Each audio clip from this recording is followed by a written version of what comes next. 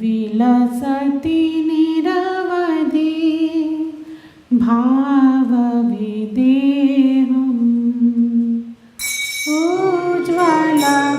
उज्ज्वलभारणा गौरवरदेहम् विलसति निरवधि भावविदेहम् उज्ज्वलभारणा गौरवरदेहम्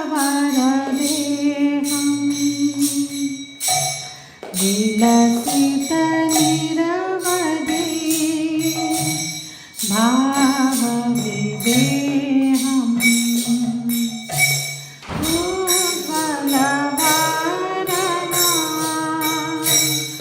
गौरवरदेहम्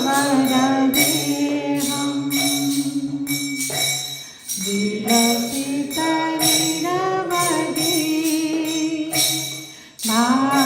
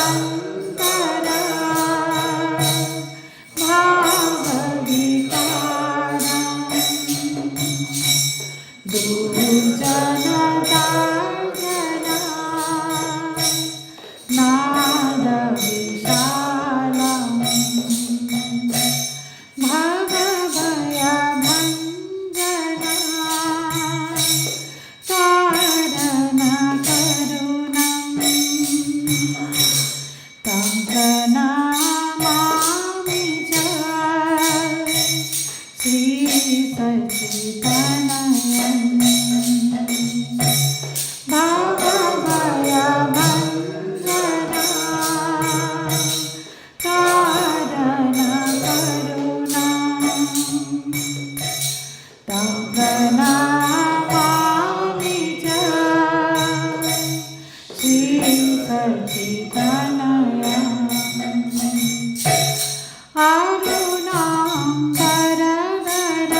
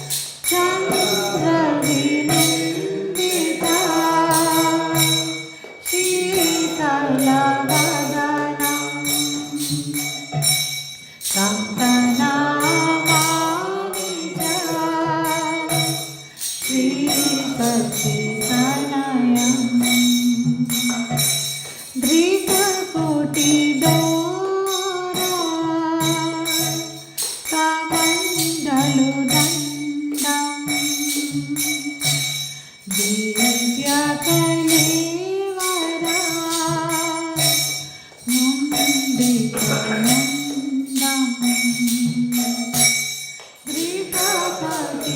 वृषभतिडोरा कमण्डलुदण्डं Divya कलेवरा मुंडितमुंडं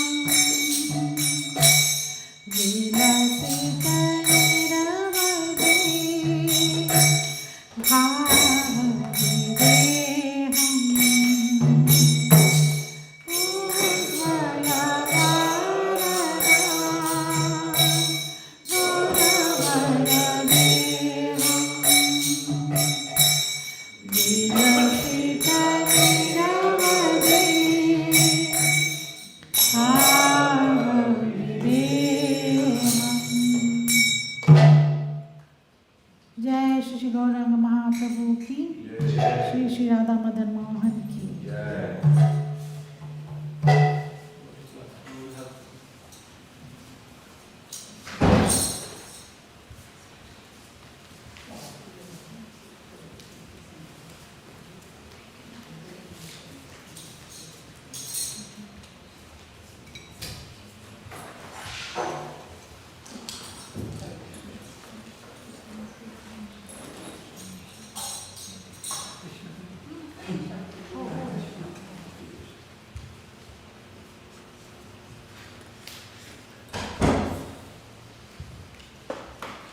Probably need to present from the laptop or is it for you?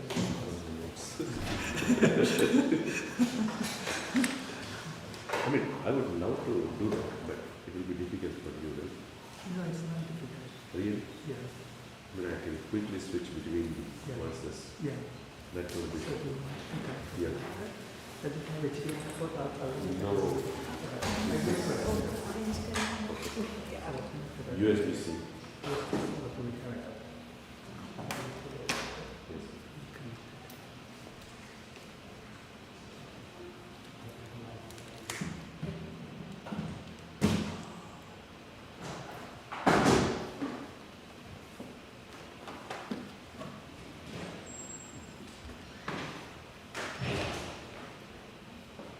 So we'll just connect you in this case.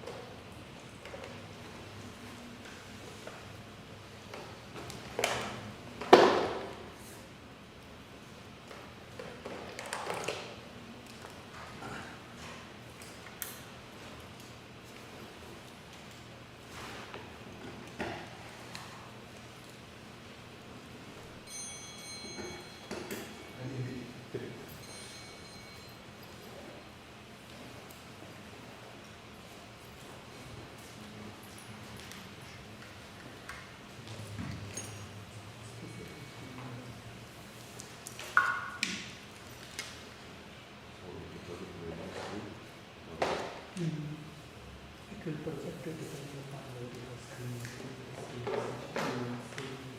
No, no, you don't. Okay, let me check if it is capturing it.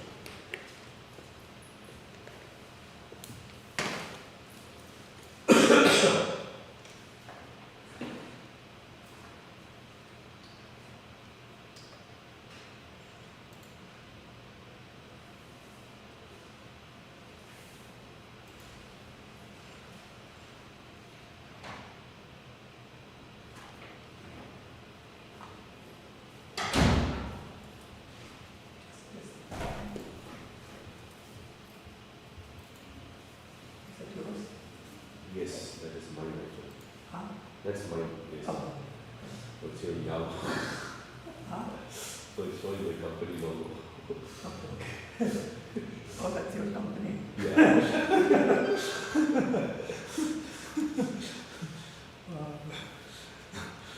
Yahoo. I almost forgot about that company. I still use Yahoo email, so I use. Okay. Those who use, they don't remove it. Yeah. Okay, so I have to mirror the screen. Yeah, set the screen. It's showing me.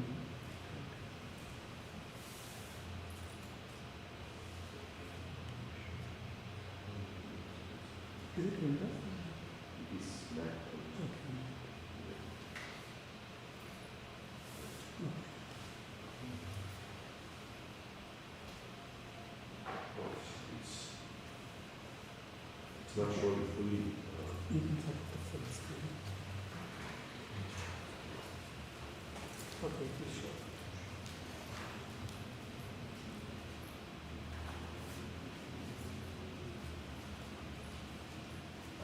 I have to adjust the windows. No, I think that one point. Transition. If you want to show the full. Okay.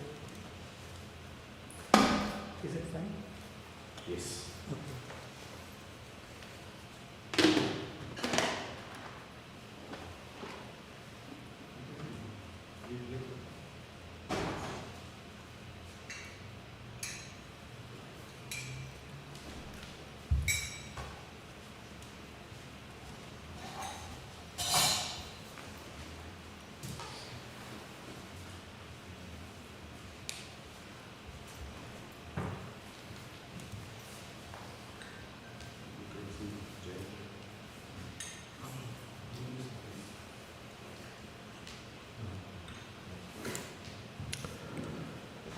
Hare Krishna. Welcome everyone. So we'll start with a small prayer.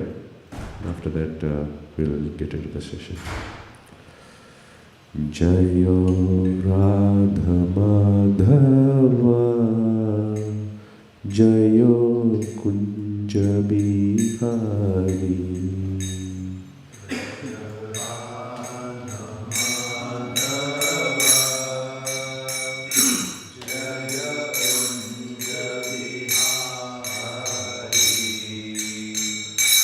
Jayo Radha Madhava Jayo Kunja Vihari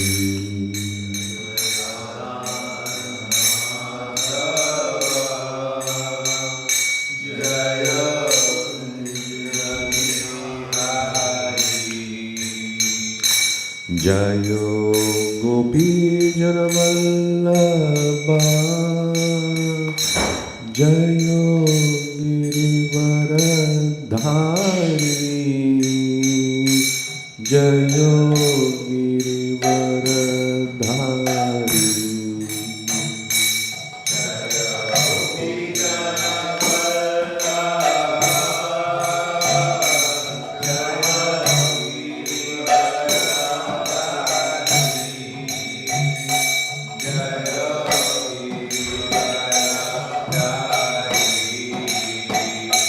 Jayo Gopi Janavallabha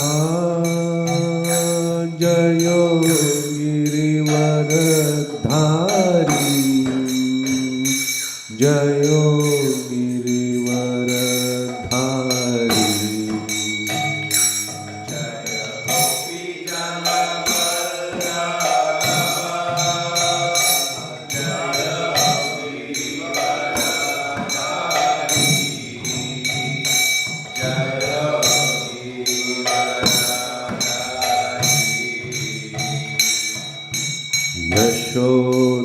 Yashodanandana Vraja Janaranjana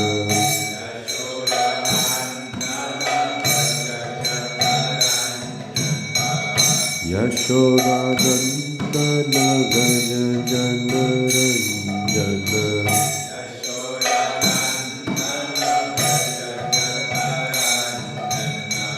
Yamuna Tira Vanachari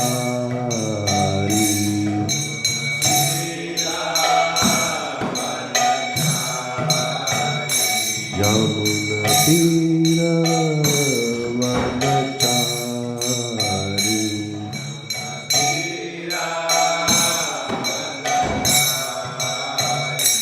Jayo Radha Madhava Jayo Kunja Vihari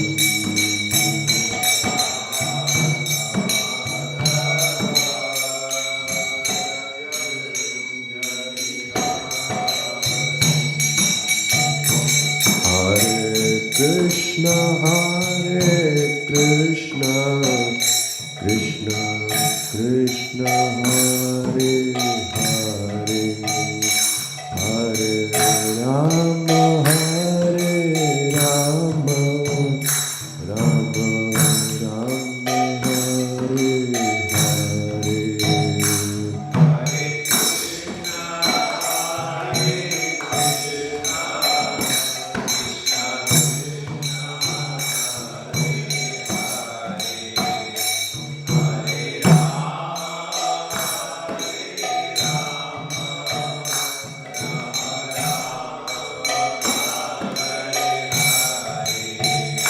Hare Krishna, Hare Krishna, Krishna Krishna, Hare Hare, Hare Rama, Hare Rama, Rama Rama, Hare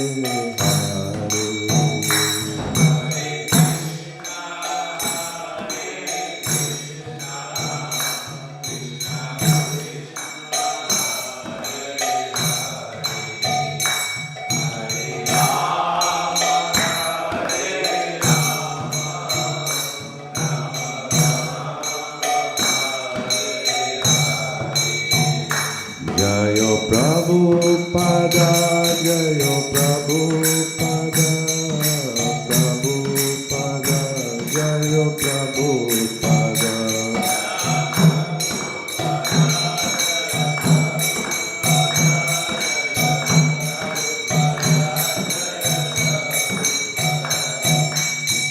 Jai, Hare Krishna.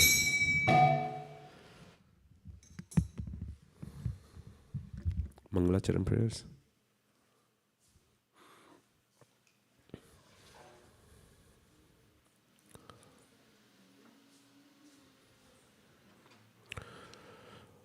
Om Jnanatimirandasya Jnananjana Shalakaya Chakshurunmilitam Yena Tasmai Shri Gurave Namaha. Shri Chaitanya Manobhishtam Stapitam Yena Bhutale Swayam Rupa Kadamayam Dadati Swapadantikam Vandeham Shri Guru Shri Yuta Padakamalam Shri Gurun Vaishnavangscha Shri Rupam Sagrajatam Sagana Gunatanvitam Tang Sajivam Sadvaitam Savadutam Parijana Sakitam Krishna Chaitanya Devam Shri Radha Krishna Padan Sagana Ralita Shri Vishakan Vitangscha He Krishna Karuna Sindho Dinabandho Jagatpate Gopesha Gopika Kanta Radha Kanta Namostute Tapta Kanchana Gaurangi Radhe Vrindavaneshwari Vrishabhanu Sute Devi Pranamami Haripriye Vancha Kalpatarubhyascha Kripa Sindhubhya Vacha Patitanam Pavanebhyo Vaishnavebhyo Namo Namaha. Hare Krishna, Krishna Krishna, Hare Hare, Hare Rama, Rama Rama, Hare Hare. Okay. How's everyone doing? I think both of them answered in the morning. You didn't answer. How are you doing, Prabhu? Good. Thank you. Thank you. So, there is the concept of the theory of everything in the science. So the theory of everything is an attempt to find one unique theory which explains the entire reality, which of course they failed to do so because they ended up in creating quantum mechanics as well as the regular physics, Newtonian physics. They were not able to find a unique theory to explain everything. But there is always the desire to understand everything, one shot, one nutshell. I want to understand. I don't want to, study multiple things to understand, right? So this desire is also there in spiritual path as well. I just need to know only one thing, short and sweet, to understand everything, right? It should explain everything, but it should be just only one thing, and it should be short, because Kali Yuga, Mandabuddhi, we are not able to remember for a long time so many things with so many details, right? So we just want one small thing. So what is the parampara we are descending from Krishna? Anyone? Brahma. Can we get a mic here? I didn't think.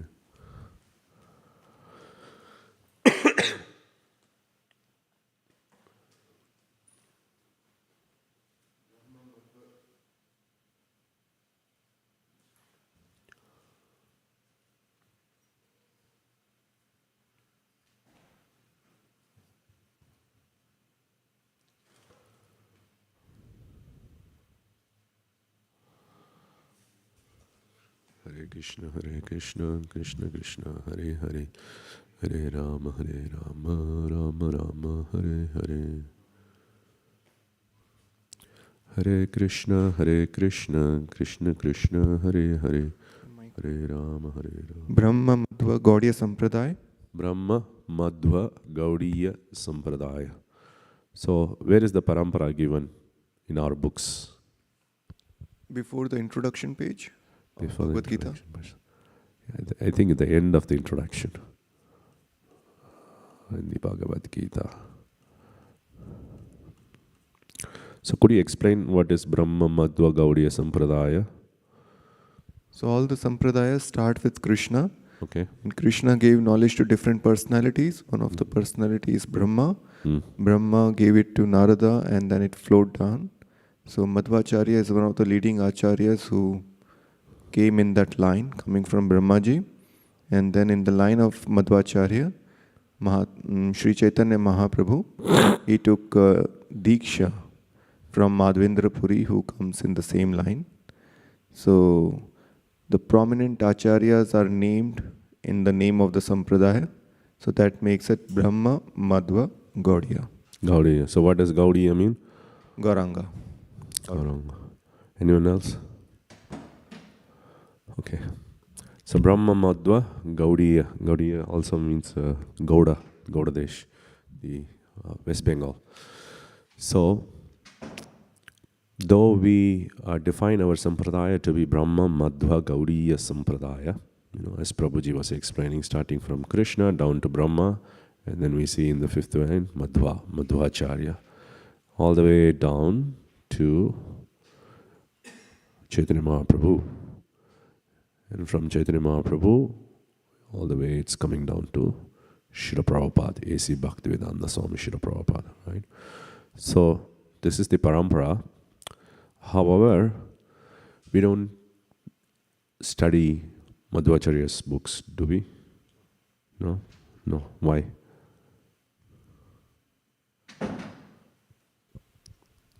There are some differences in the philosophical concepts.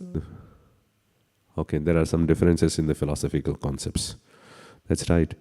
So emphasis on different things. Emphasis is on different things. What is the philosophy of Madhvacharya? The philosophy of Madhvacharya is Dvaita, dual. That there is two things. There is the Lord and the living entity. In the concept of Chaitanya Mahaprabhu, we have Achintya Bheda Tattva. There is Lord is there. There is living entity is there. They are different, but at the same time they are same. How is this? This is achintya, beyond our conception. That is Chaitanya Mahaprabhu's philosophy. Though we come in the line of Madhvacharya, we are an offshoot of Madhva Sampradaya. Would you like to say something? You would like to say something? Okay. So we are an offshoot of the Madhva Sampradaya. We call Gaudiya Vaishnava. We are the Gaudiya Vaishnavas, the Bengal Vaishnavas, the Vaishnavas of the Bengal. That's what Gaudiya Vaishnavas. So, the founders of this Sampradaya, who is the founder of this Sampradaya, the offshoot?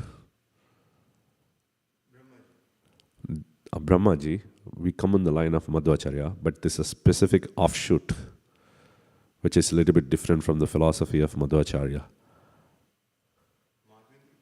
Madhavendra Puri, okay. Anyone else?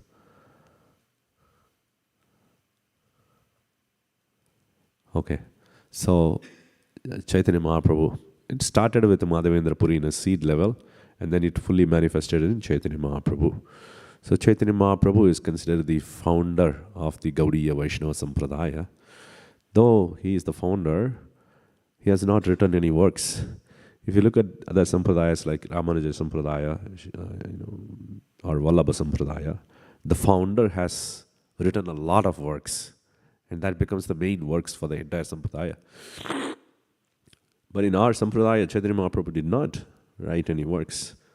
The reason is that the Lord usually doesn't write works unless he comes in a specific form of Vyasa, where he fulfills all his desire to write, right? So he gives instructions. Krishna also did not write down any work. He gave Bhagavad Gita. So Chaitanya Mahaprabhu gave instructions to all the 6 Goswamis, Rupa, Sanatana, Raghunatha, Jiva. So here it's mentioned after Chaitanya Mahaprabhu, you have Rupa Goswami, there is Sanatana Goswami, Raghunatha includes 2, Raghunatha Bhatta and Raghunatha Dasa, and Jiva Goswami, and then one more person is Gopal Bhatta Goswami. So these are the 6 Goswamis. They are in one sense considered to be the founder of this sampradaya because they have written down the works. Chaitanya Mahaprabhu has instructed them, and they also lived with Chaitanya Mahaprabhu. And, when you take instruction or initiation from a guru, traditionally you are supposed to live with that guru. Before taking that initiation, you have to live with that guru for a year, and then you have to observe how does it work. Then you go and take initiation. So in this case of you also study under that guru after that. With the Chaitanya Mahaprabhu, Rupa Goswami lived with him for some time. Sanatana Goswami also lived with him. Raghunath Dasa Goswami also did that. Jiva Goswami is a little late in the timeline, but he served under Rupa Goswami. So they are the founders. So in the beginning of Nectar of Instruction, Srila Prabhupada says that we are Rupanugas, followers of Rupa Goswami, because he is the founder of the Sampradaya. And within this Gaudiya Vaishnava Sampradaya, we have ISKCON, starting from Srila Prabhupada. So, a particular group within that. So this is our Sampradaya. So, coming back to that point of the theory of everything. So, we want to know everything in one shot. Rupa Goswami has written so many works, and Prabhupada has commented upon so many works. He has translated so many works. How do you understand everything in a nutshell? Any one particular work, small work, that explains everything. Can somebody point out?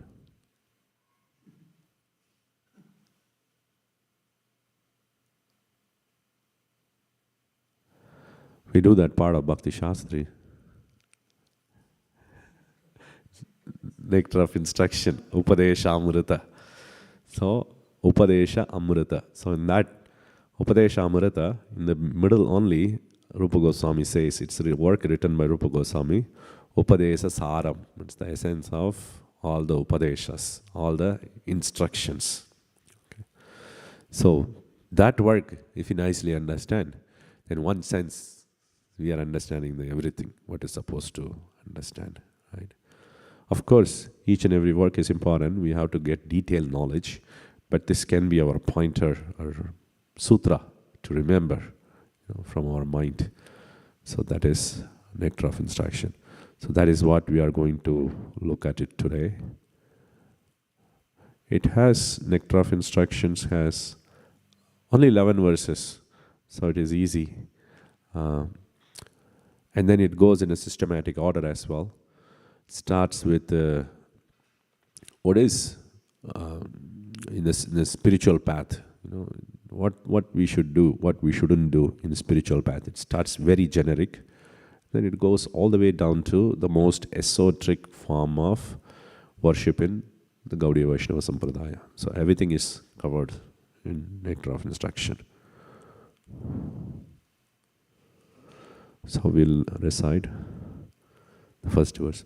Vacho vegam manasaha krodha vegam jiva vegam mudaropastha vegam etan vegan yo vishakheta dhira sarvam api mam prithivim sasishyat. Okay. Anybody can read the translation?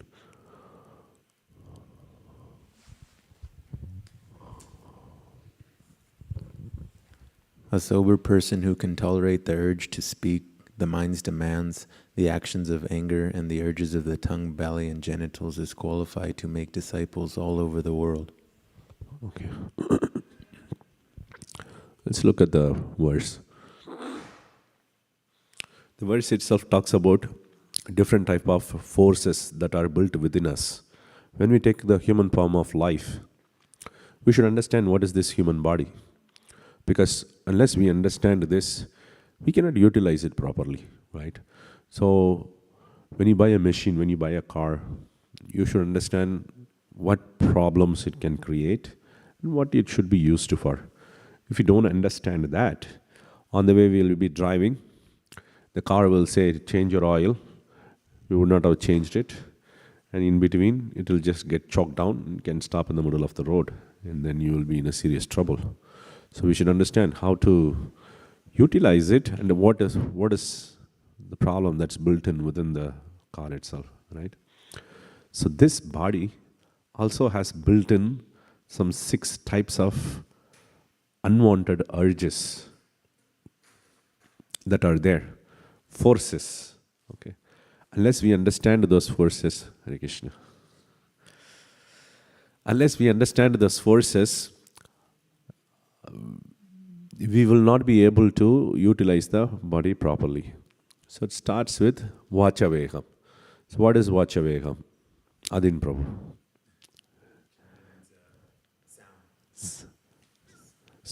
Vibration. You're speaking, right? So that's the force of speech. Everybody wants to speak something, you know. Unfortunately, yes, Prabhuji. Full screen. Okay.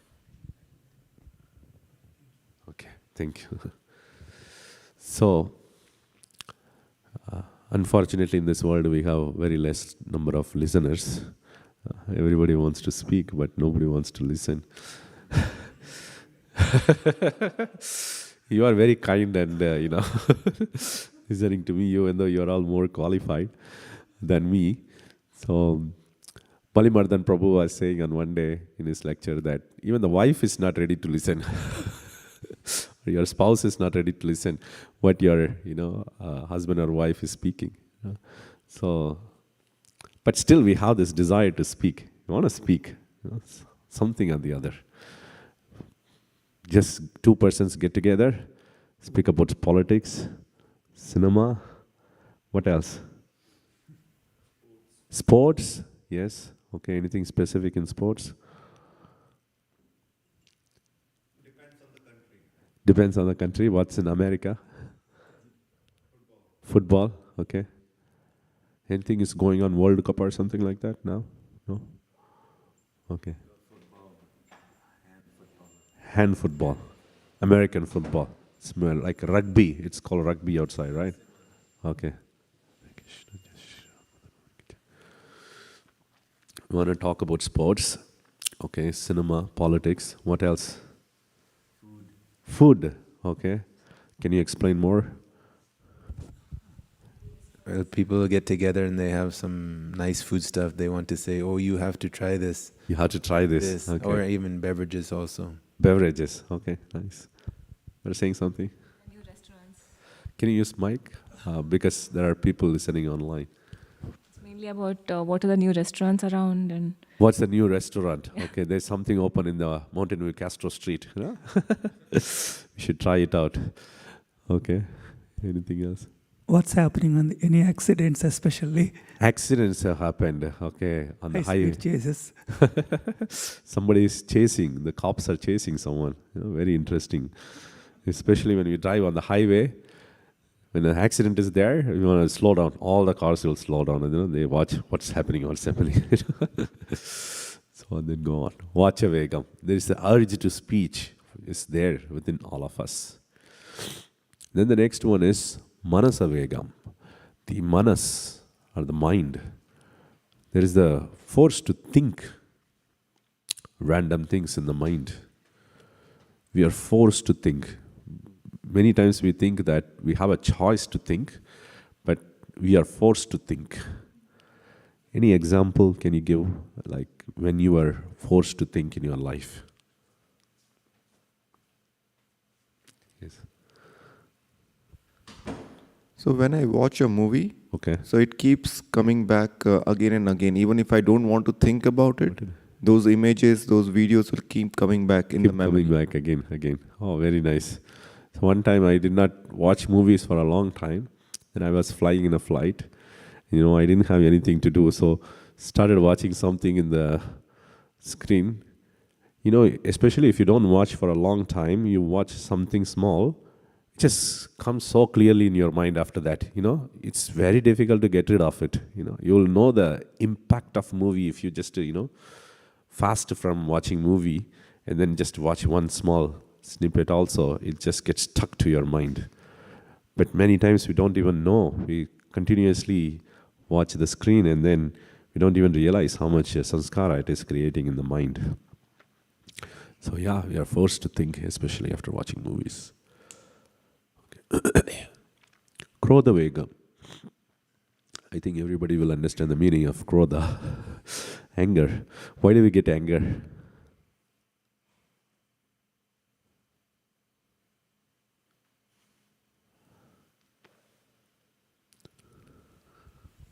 There's different reasons, but one may be we're trying to make a point and someone doesn't understand us or doesn't agree with us. That's one thing. Okay, so it's a debate. So we are speaking something, the person is not understanding. What is this? You get immediately that force comes within. I'm trying to say something, he's doing something else.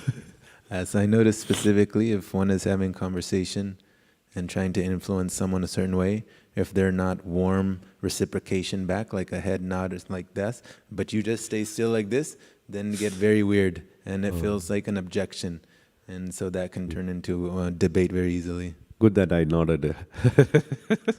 It's a warm reciprocation. Warm It means you're reception. listening and in agreement to some degree like that. But if it's not there, and an individual like myself will start to wonder, okay, like that. And that can easily stir me away from the interaction itself or engage it more depending on. Rejecting the person's opinions or ignoring the person's opinion. That can cause anger. Okay. Anything else? Yes, Sanjeev Prabhu. Unfulfilled desire. Unfulfilled desire. Can you be specific? Let's say you were expecting results of your effort to be certain outcome, and you don't achieve that, and You don't achieve that. frustrating and anger and Anger. Okay. You put a lot of hard work in office, and then somebody else gets promoted. Right? Yes.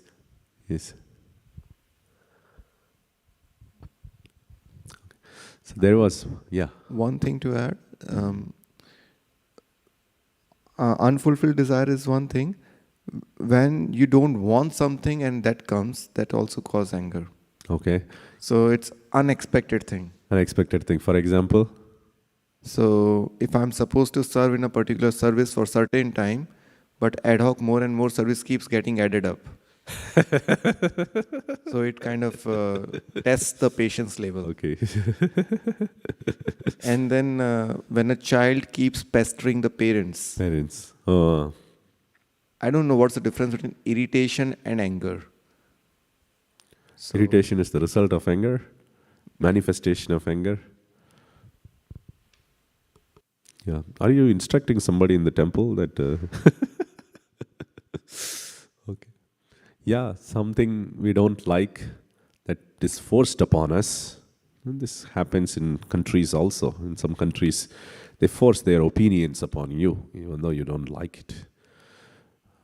So that is also creates, because you don't like something and it's forced upon you. Or you like something and you don't achieve it, then you get the anger.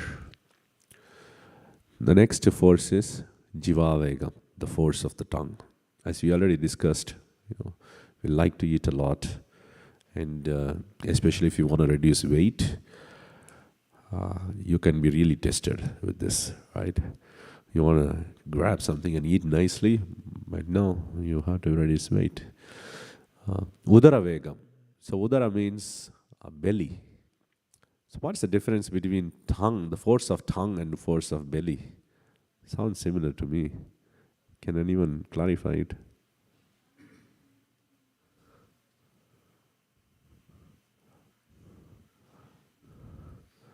Okay. Yes, Prabhu. Tongue has two functions, one to vibrate and to taste. Okay. Udara has the fire of hunger. Okay. Fire up. So the way I understand Udara Vegam is it wants to eat more and more, even though the body, quote unquote, doesn't need it. Okay. It's a very good point. And Jiva, it wants to taste. Even if the belly is full, belly doesn't want it. Just because there is some tasty thing, I might want to. I might want to. But then there is also another thought. If I'm full and somebody brings a nice prasadam in front of me, I may not want it. That's another thought too. Okay. So that's, you're full, but then somebody is bringing, then that force is not there in the tongue also. Even though it may be a very, very palatable thing, right? So Udara, that's very right. That especially, these days we go and eat our dinner, lunch, or breakfast. As soon as we find some small spot empty in the stomach, we don't feel hunger also. We just, there is some spot empty. Okay, let me just grab something I like and then go on to eat it, right? So that's the force of the belly. Upasta Vegam is very clear that it is the urge for having sex life. So it says, all these Vegas, etan vegan yo vishakeda dhiraha, a sober person, dhira, who can tolerate. Vishaheta comes from the verb sah, means, you tolerate. If you can tolerate all these Vegas, all these forces, then that person can instruct the whole world. That is the qualification for becoming a guru. So, Saheta, is also, you can take it as a special Vishesha.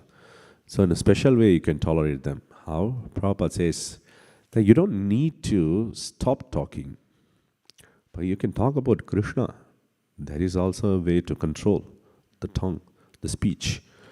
Manasa, think about Krishna. Krodha Vegam. How do you redirect anger in Krishna consciousness? Should we get angry at the devotee?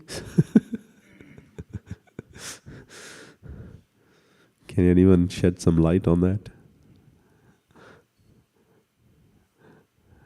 Well, Prabhupada says, redirect your anger unto those who are becoming, who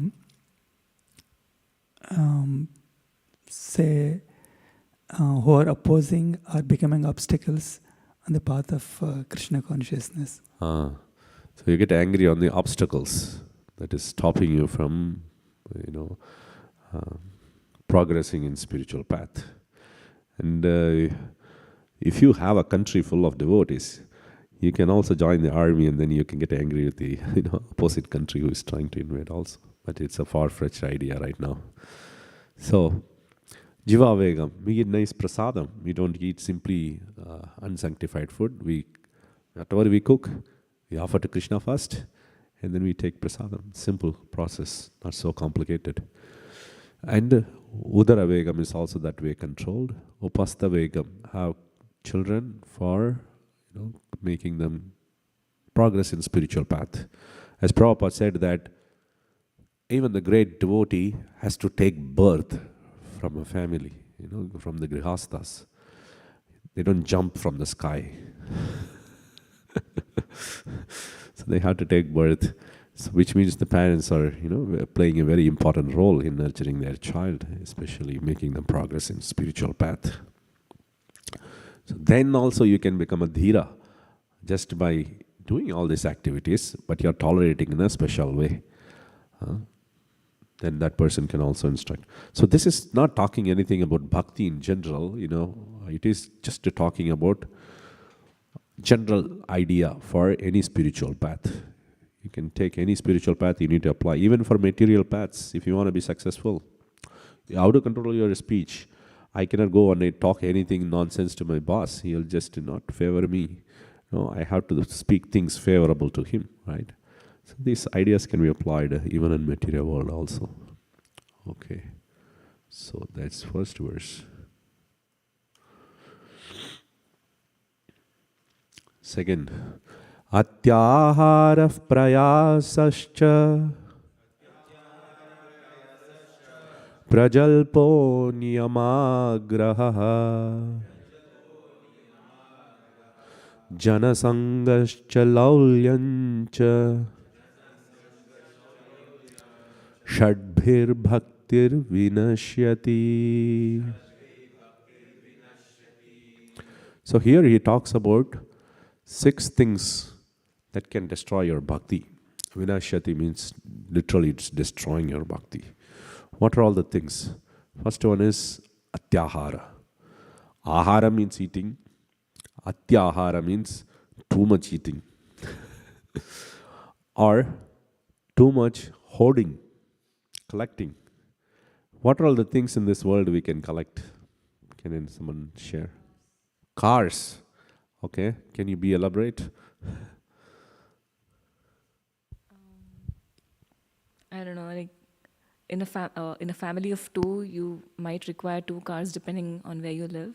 Okay. In here, it's not a luxury; it's a necessity. Okay. But if you think that you need more, and if your income is increasing, you would want to collect more. More. Yeah. Maybe buy one Tesla just to keep it around, and then one Truck SUV, for the weekend. then for a truck for a weekend, and then there is one. What is that? One boat. Yeah. One boat. I found this on the web for what is that one? No. Some boat, and then you can also have a caravan. You know, so many things you can collect. What else you can collect? You can collect many pairs of shoes. Many pairs of shoes, huh? Right? A lot of shoes we can have. If we enter somebody's home, it'll be like, the front yard, full of shoes. They'll be just, nicely arranged. Or in some homes, you have a special, I think my Siri is getting activated for no reason. So, there is special wardrobe where you can keep all your shoes nicely and then, match up with your dresses. And then you can pick and choose how you want to. Okay. What else we can collect? Houses. Okay. Which is a rare thing, but these days I think people are, for a Bay Area it's rare. Yeah? If you live outside the Bay Area, probably you can collect a lot of houses. Okay. Vessels. Yeah. Cooking vessels. Okay. Utensils. A lot of utensils you can collect. Then. Because you spoke dresses. Dresses automatically goes with your shoes. Gold, money, stocks. What's the first one? Gold. Gold, money, stocks. Okay, artha. You can collect, and you can also collect followers. You YouTube, TikTok these days, right? Yeah, you want to collect a lot of followers. Actually, there is a way you can pay somebody some money and then they'll like your post, whatever you post. They're like 65,000 viewer likes or something like that. People are interested in collecting followers. And then you can also collect power. Join an organization. You can upgrade yourself. Why? Why people want to get promoted? And they want to have more power, more control over things. So many things we can simply keep on collecting. It's not good for bhakti. Bhakti vinashyati. Bhakti can be destroyed by that. Prayasha. Yasha means endeavoring. Prayasha means too much endeavoring. Too much working can also destroy bhakti. Why? We may be working so much that we'll not be able to focus anything on the spiritual path. As soon as someone gets time these days, what do? Fill up the time with work. Do some additional work. Somebody else is, my teammates are competing with me. I should just do more work. Sometimes you get some projects. You want to finish it off in the weekend so that others don't get a chance to jump into the project. Some people do that. Prayashishcha. Prajalpa is talking, too much talking, useless talking, gossiping. So what's the problem with the gossiping?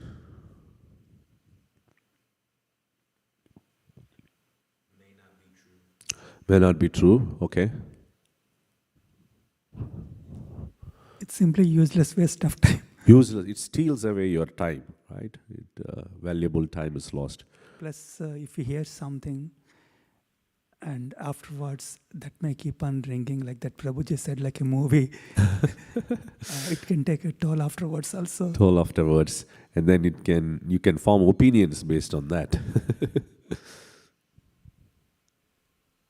When we gossip about others' faults, so that fault-finding tendency itself is kind of a contamination and makes our heart, it creates a bad taste. Bad taste, okay. So fault-finding. Fault-finding, we just pollute ourselves. We just nourish the fault-finding tendency within us. It can lead to Vaishnava aparadh, right?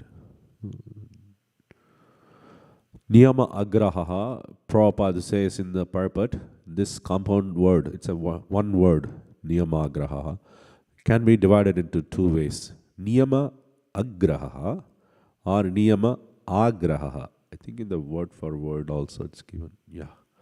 So niyama agraha, this is a dash on the A, that's the A, you have to say agraha, or it is agraha. Agraha means you are not grasping the rules. Basically, you are not interested in following the rules.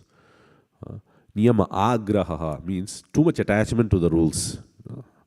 So both things are not good. Why too much attachment to the rules is not good? Not following rules, everybody can understand. Why too much attachment to rules is also not good.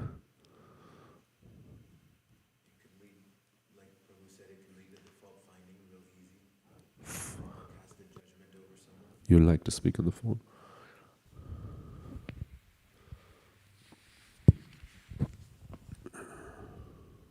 If we observe the rules and regulations very rigidly, it's possible that we can easily turn into fault finding. Okay. They say, okay, you don't offer obeisances the correct way and so forth like this, and maybe cast a judgment unnecessarily. So there's being flexible in that way. So you're applying rules on others. Okay, very nice.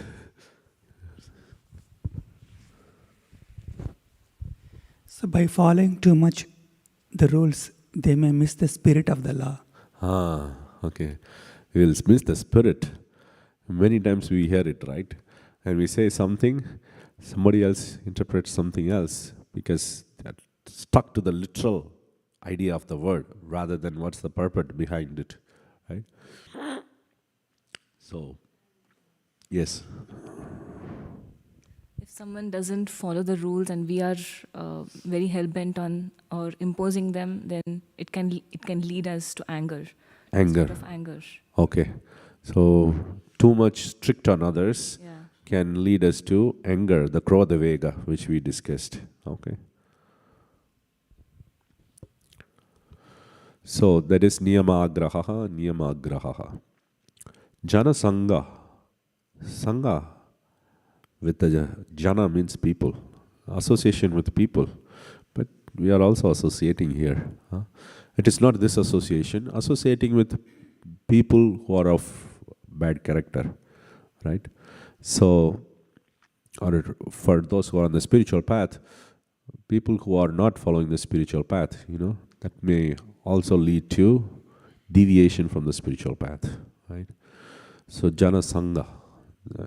Laulya means greed for attaining things.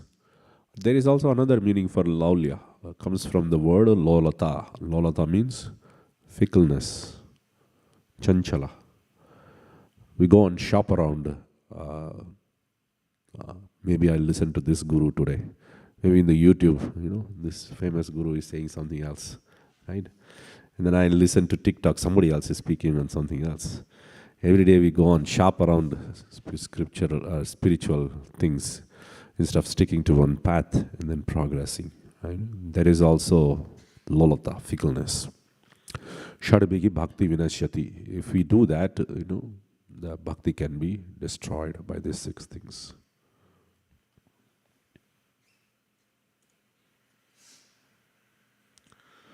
Third one, utsaha nischayat dhairyat tat karma pravartanat sangatyagat sato vritte shadbhir bhaktif prasidhyati. So now he is talking about 6 things which can nourish your bhakti. Very simple things. Utsaha. It should be utsaha, enthusiastic.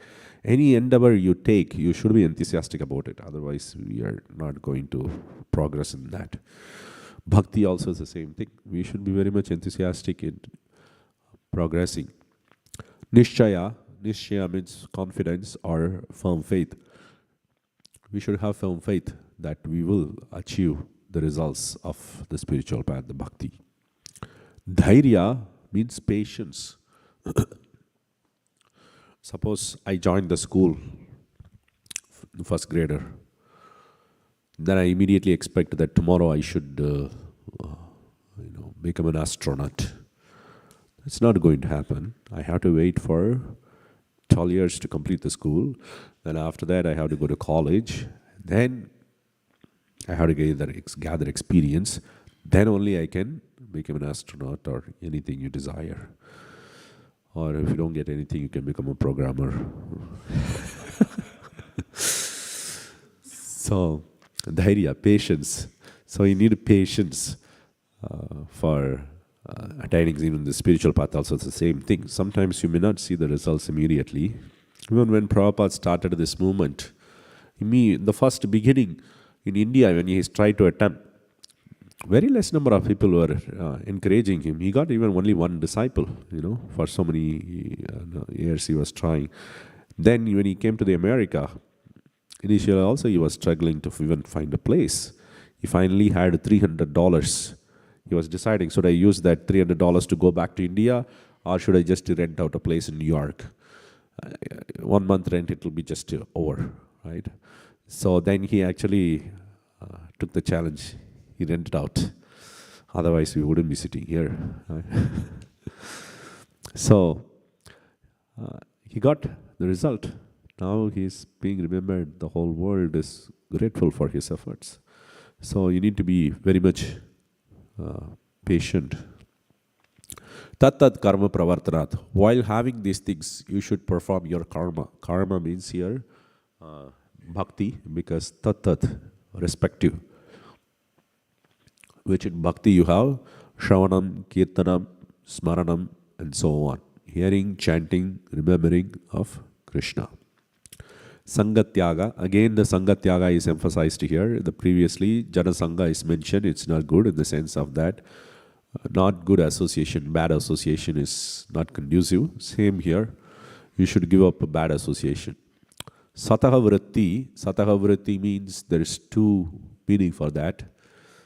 That satvritti means good conduct or following after the saintly people. Sataha vritti. By 6 things, your bhakti will be nourished.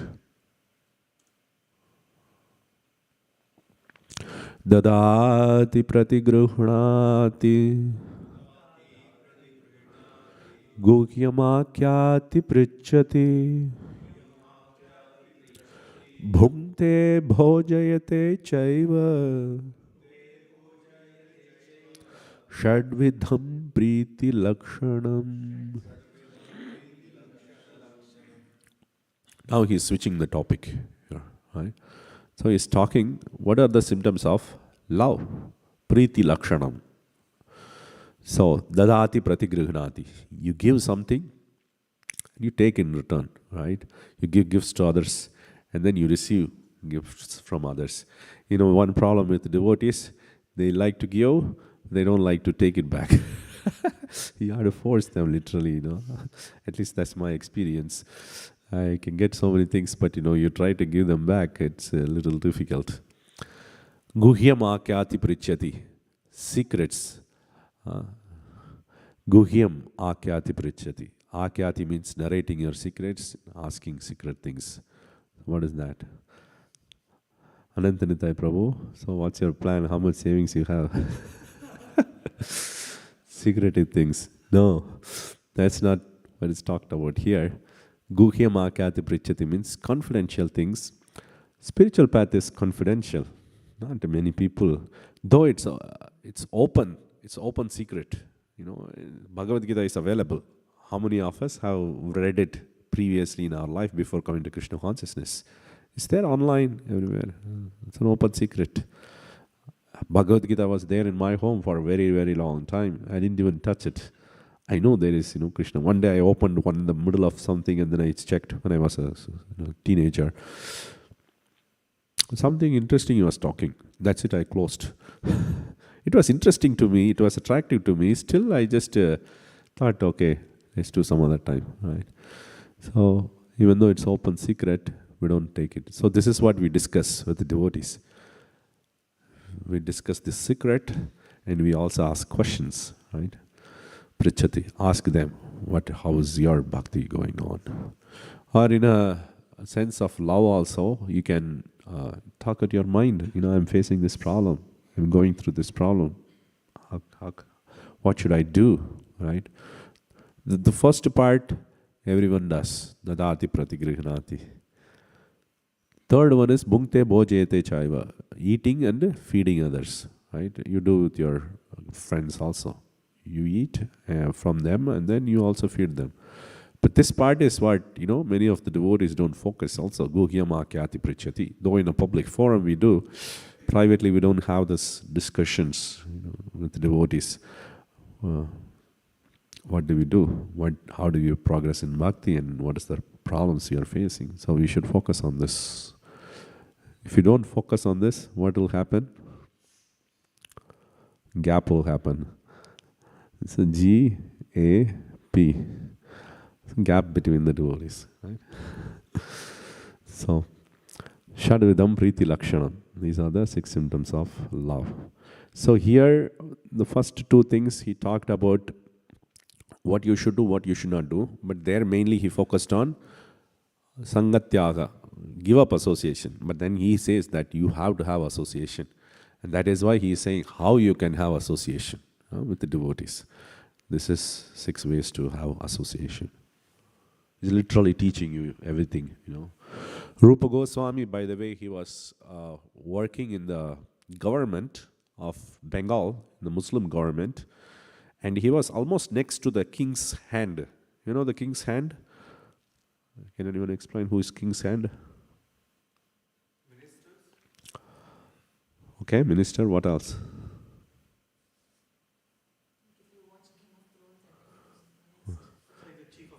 The chief of staff, right? The chief of staff. Or somebody like specifically appointed, he acts, the king is not there. He can just go and do whatever he wants because he's the representative of king at that point, right? So Rupa Goswami and Sanatana Goswami, they were next to the king's hand, right? They were like just one level. If they skip, they will become a king. Usually the king is very much afraid of these people who are next to him. Anytime they can just overthrow the king, right? So, but he trusted Rupa Goswami and Sanatana Goswami because of their conduct. Now, he knows how things work, how relationships work, how human psychology. You need to know if you are at that position, right? So he is giving this 6 simple steps to follow. It will work perfectly. The love will develop between the devotees. Krishneti yasya giridam manasadriyeta Dikshasti chet pranatibhischa bhajantamisham Shushrooshaya bhajana vigyamananyam Anya nindadi shunya hridam yipsita sangalabdya.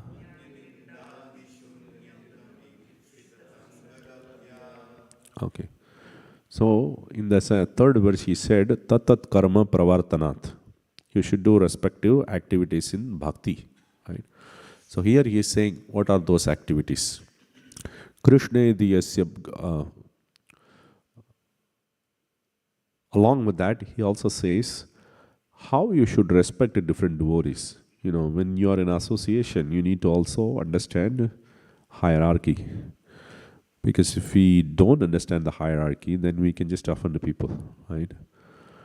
So the communists want to keep no hierarchy. That's also some time back, the Bay Area companies also, they don't want any hierarchy. But that's impossible. If everybody reports to the CEO, there is point of no one is reporting to anyone, right? There is a hierarchy established. So even in the devotee community also there is a hierarchy established, not for the purpose of controlling others, but for the purpose of taking guidance, giving guidance. We want to take guidance from little advanced people, us danas, right? We don't want to take guidance from who are trying to progress, who are a little bit new to the Krishna consciousness movement, right?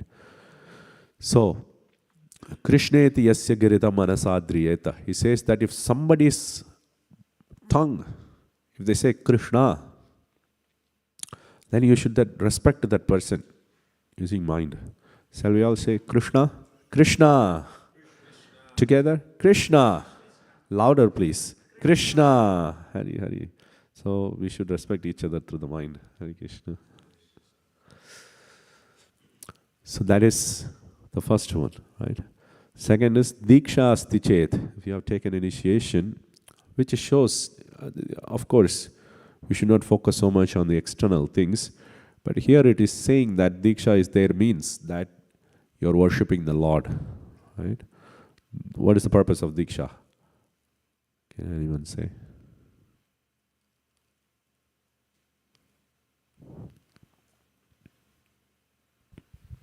Literally, Diksha will mean starting of your education. Okay, initiation. Initiation. And in this context, it's an starting of the journey on the spiritual path by the disciple under the guidance of the Guru. And one of the aspects of that starting of the journey is starting to worship the deities. Starting to worship the deities. Okay. Anyone else?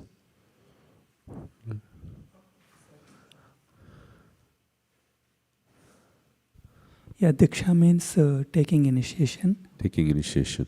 Yes. Okay. And but this verse is particularly talking about Diksha, taking initiation, plus that person is engaged. Bhajantamesham doesn't necessarily mean deity worship only. It's just that he's doing the bhajan kriya, which includes chanting and other activities also. Worshipping the Lord. Worshipping the through some or the yeah. other manner. Yes, yes. Nice. Hare Krishna. Yeah. So a person who has taken initiation, it just shows that he is interested in progressing further, that he is making a commitment basically, that I'm going to follow this. Shushrushaya bhajana vigyam ananyam. So, okay, I forgot. The person who has taken initiation, you should offer obeisances. That means one who has committed to that path should physically fall down and offer obeisances. Right? But the first person is not committed, but he is still saying Krishna. Just like when we are chanting in the streets, Sankirtan, many people come and say Krishna. As soon as they say Krishna, we should respect them in the mind, because Krishna is there with them. Right? But if he is committed, then we physically offer dandavats, pranatibhi. But then the third type of devotee, who is bhajana vigyam. He is very skillful, or he knows the art of bhajan, how to perform it properly. Ananyam, he is undeviated, he is completely focused on bhajan. Right? Anya nindadi shunya hridam, he is not interested in Ninda, criticizing others. His heart is completely free from criticizing others. So that is the third type of person. How do we respect that third type of person? Sushrushaya, by desire to hear. We should have desire to hear from that person all the time, Sushrushaya. Right? Ipsita Sangalabdya. We should be always desiring to attain their association. So that is how we respect that third type of person. So this also says Kanishta, Madhyama and Uttama, three types of devotees. Right? The Kanishta is the first one. Kanishta means the beginner. Madhyama is the middle. And then Uttama is the higher devotee. Right? So we'll take a little bit detour to look at what Chaitanya Mahaprabhu is talking about Kanishta, Madhyama and Uttama to Sanatana Goswami.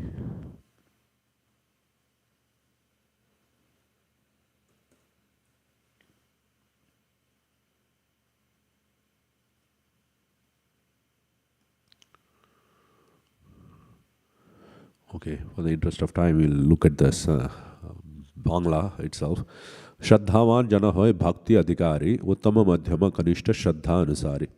So following one's faith, the devotees are classified into three types. Uttama, madhyama and kanishta. How much faith you have, based on that you are classified.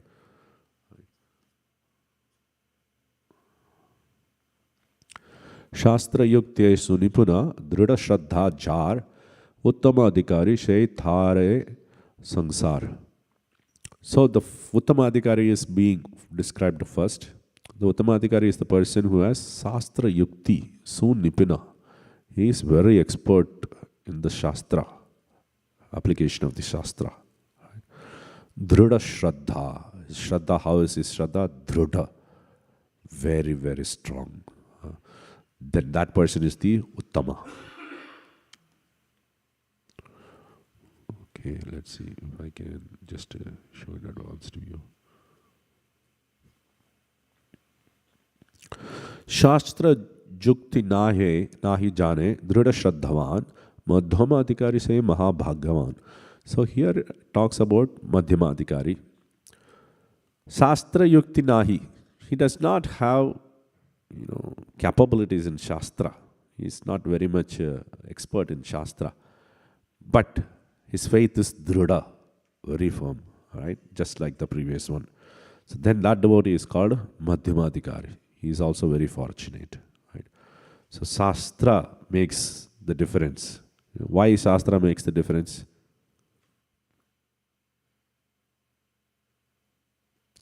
Because Shastra is the basis. Books are the basis for everything.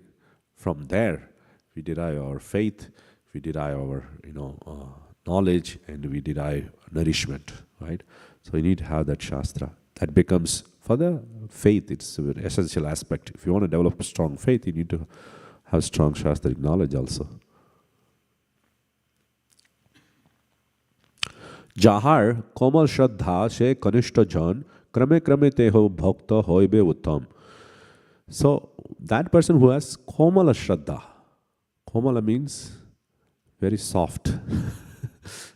Very soft shraddha. Somebody comes and says something else, you say, oh yeah, maybe Krishna is not there. Maybe something else is true. His shraddha is komal, very soft. That person is kanishta. That person can gradually become uttama. That's what he says. So this is based on faith alone. There is also the classification of devotees based on something else. Rati prema tharatamya bhakta tharatam ekadasha skande thare koryache lokon. So based on rati, or affection for the Lord. First one is how much faith you have. Based on that we see three classification. Second one is affection, love for the Lord. Based on that, you can again classify the devotees into three types. Right? How much love you have for the Lord. Sarva bhutesh yav pashyed bhagavat bhavamatmanaha bhutani bhagavat atmani yesha bhagavato tamaha. So this is the verse from 11th canto of Srimad Bhagavatam, talks about the Uttamadhikari. Sarva bhuteshu yaha pashyet bhagavad bhavamatmanaha. So he sees one's own love in everything. One's own love for the Lord in everything. So basically, there are two interpretations for this. The first one is that he sees his own love for the Lord in everything. Like when the gopis go in the Vrindavan, they look at the tree. The trees are bending down, right? And then they think that, oh, they are bending down to offer obeisances to Krishna. Their own love, they are projecting into other things.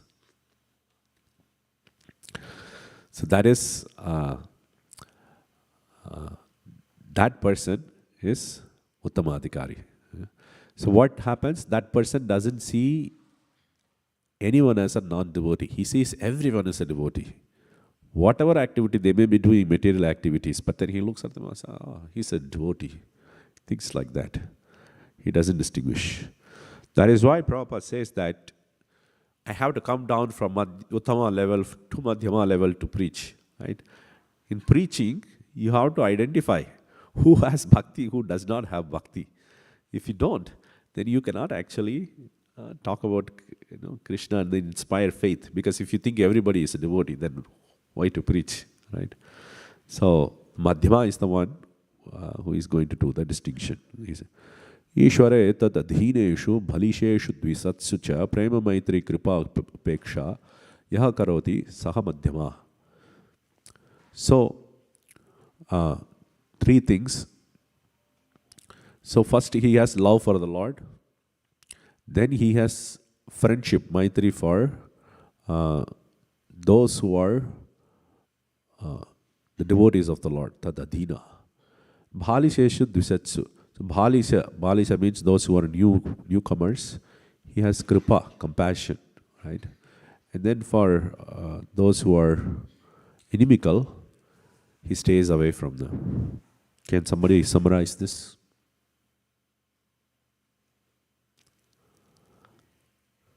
What we said? What should a Madhyamadhikari have? You can try one point. What's the first one? Ishware, in the Lord, there is prema. Prema, love for the Lord. And tad adhineshu, those who are adhin or his devotees, towards those maitri, prema maitri. Then Maitri, friendship for them. Okay. Friendship. Then third is balisheshu, those who are childlike or those who are new or innocent, towards them kripa. Okay, Compassion. those who are new and innocent, you have compassion for them. Okay. You have to uplift them. Uplift them. And then lastly, those who are envious, dvishatsu. For them, there is upeksha. Just let them be themselves. Or let them be themselves. Just don't care stay about away. Stay away. Stay away. Right. Upeksha. Okay. So this kind of distinction versus what we saw in the Uttamadhikari, seeing, projecting one's love for the Lord in everything. There is no distinction, but there is these four categories of distinction. Four categories of distinction. Anyone else like to say again? Dear Prashant Prabhu. Prabhuji, this is a question kind of related. Okay. So in our congregation, right, we have different categories of people. One is like who is senior by initiation, meaning they have been initiated for longest time. And then we find people who are, in this congregation for a long time, but they haven't maybe got initiated. And then we find some devotees who are really advanced but have not got initiated, right? It all gets, confusing, right? Like who should we, respect, who should we not sometimes. So even we have seen in Bhagavatam, right, there are kids, who have not yet gotten initiated, but they are so much advanced in bhakti.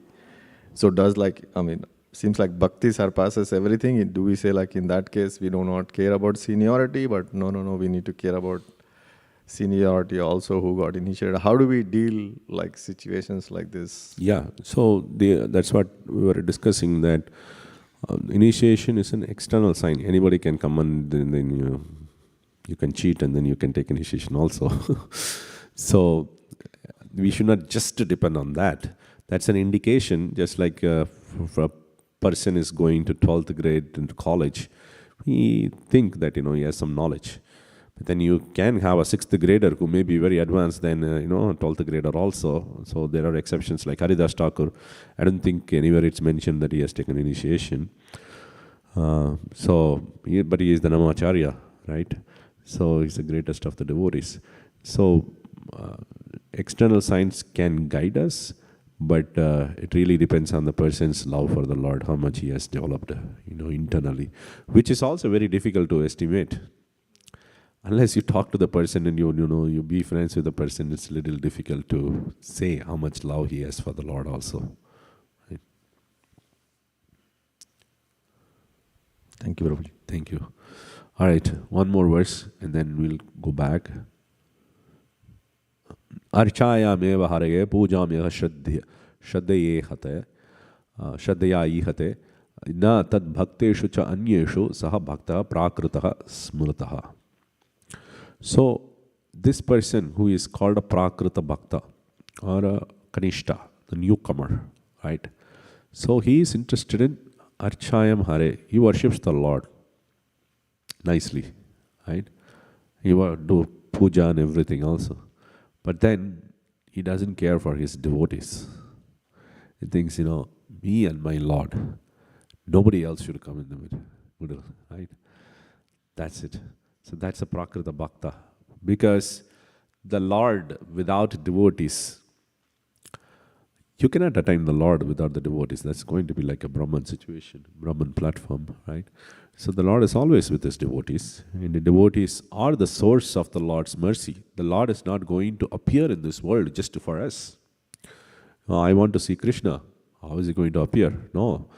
But his compassion appears through devotees.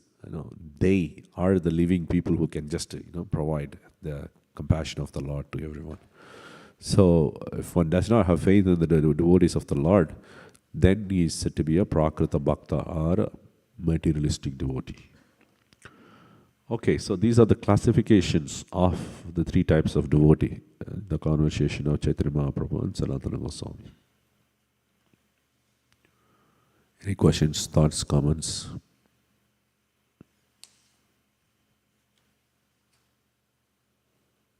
Just a comment is that regarding Haridas Thakur, I heard somewhere that he took initiation from, I think, Madhavendra Puri, the same guru as Advaita Acharya. In one place I heard that he took initiation from Advaita Acharya, but there is only one place I think it's mentioned. So I heard from a senior devotee that only one place it said, so we don't know. So I just took his opinion. Thank you for pointing it out. Hare Krishna Prabhu. Hare Krishna, Hare Krishna, Aniruddha Prabhu. Yeah, I was just listening. It's a good class. So, there's a few things, Prabhu, I wanted to mention. First thing is about Haridas Thakur's case. Actually, in Chaitanya Charitamrita, even Prabhupada mentions the same. I mean, some says that he took initiation from Advaita Acharya, but some say he did not take. So that way, yes. I mean, it's not like there have been 2 different opinions whether he took initiation or not. But one thing is sure that Mahaprabhu declared him as Namacharya. So, in that sense, is worshipable, and we see in every Harinam, or wherever any Harinam is happening, his DP is normally kept, or his picture. I don't know if Sadhu Sangha they are keeping, but normally it's the tradition that they keep Haridas Thakur's picture. One other thing, Prabhu, about the Gauriya, I was just thinking. I mean, you and also the devotees gave very nice explanations. Also, actually, Gaur was the capital then during Mahaprabhu's advent, and the whole Bengal, like east, west, and then also I think some part of Assam also was called then Gauradesh.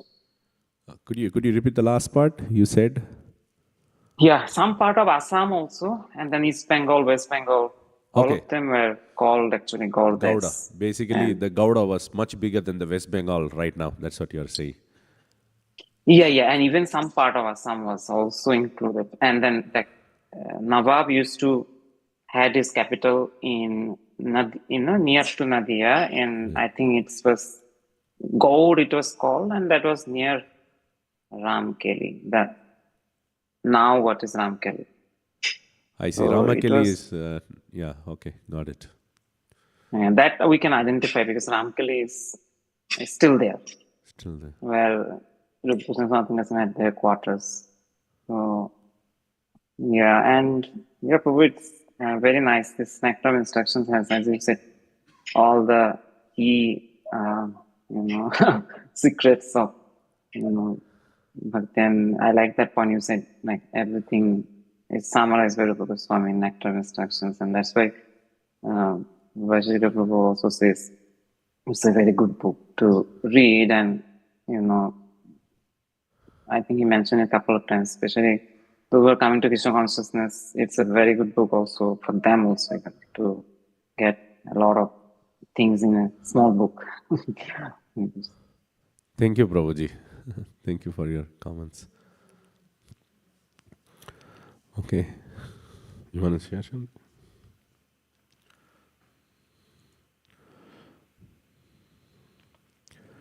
दृष्टैः स्वभावजनितैर्वपुषश्च दोषैर्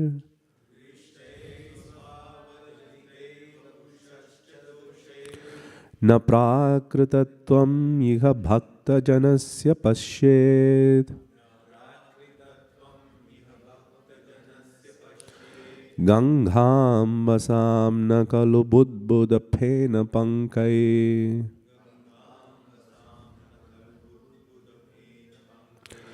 ब्रह्मद्रवत्वम् अपगच्छति नीरधर्मैः.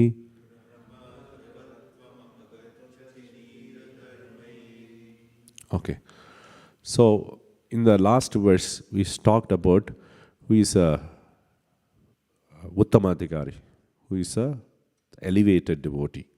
Right? So, the elevated devotee is further explained here. Sometimes, in the elevated devotee, you may see some faults. Just like when you are looking at the moon, the big moon, the full moon in the night. Which season the moon looks bigger? Can someone say? One of the seasons the moon appears very close. Huh? Sharad? Sharad Purnima? Okay. So we'll just take it like that. So, one of the seasons, like, the moon appears very big. But then when you look at the moon, you can see a lot of patches, dark patches, right? So, can we say moon is ugly? No, it is, what immediately comes to your mind when somebody wants to have a romantic dinner under the moonlight, right? Put a table, put a candle, and then, you want to have a dinner there, right? So it is being praised by all the poets also for this reason, because the moon is very, very beautiful, right?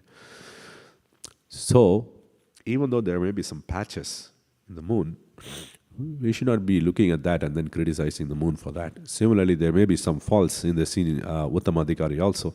So we shouldn't be criticizing the devotee for that. So, what faults could come out of that? Say Swabhava Janita. Swabhava Janita means based on his Swabhava. Somebody may be very rough in nature, right? Or somebody may be very silent in nature. So there was one devotee who was complaining. And this other devotee, whenever he comes, I get very angry at him. Why? He just comes and says, he wants to punch at me like this. So I also show him like this, I want to punch him back. So then, when the other devotee, I asked about, then if you look at it, was naturally he was doing like this, right? It's just a idiosyncrasy, or it's his own behavior of doing that. some people can just totally misinterpret what other devotees are trying to do. It may be your nature, right? So similarly, some devotees by nature, they may come from some part of the place where, people are usually rough in nature. So they may behave a little bit rough when you're dealing with them. Not in terms of physically violent, but in terms of, the way they speak, the way they convey louder, and bolder, or the way commanding nature. These are all coming from the nature of the devotee. So we should not consider those false. Vapushaka dosha. Some people may look ugly also. We should not think that, senior devotee means he should look nicely, put a tilak, and he should look very beautiful to look at. No, he may look a little bit not so nice also. Vapusha dosha. We should not see that. Why? He gives an example. Just like the waters of the Ganges. When you look at the waters of the Ganges, is that pure? Waters of the Ganges is considered pure or not? Yes. Why it's considered pure? Could somebody give mic to Mataji, Garima Mataji?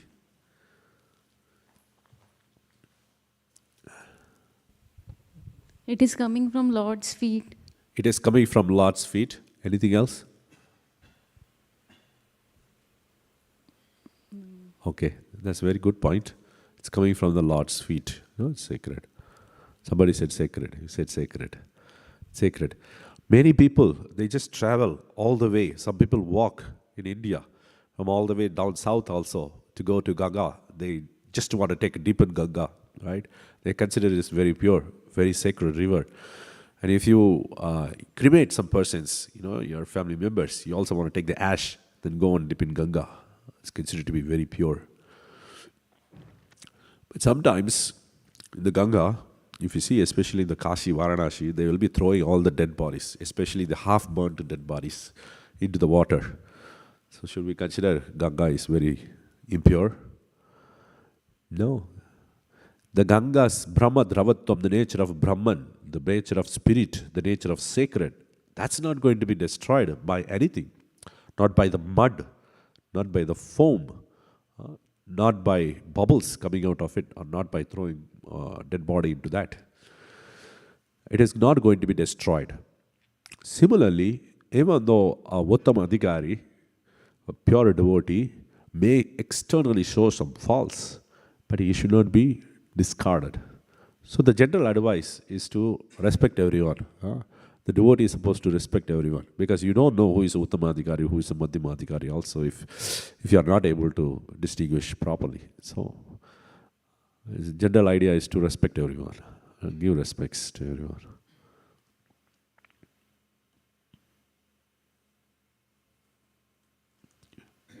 You want to add something? Yeah, I just want to add that regarding respecting everyone, that includes respecting non-devotees also, including the other living entities also. We just have to, we should not act cruelly towards anyone, or we should not take it granted that I am a devotee and I can do anything.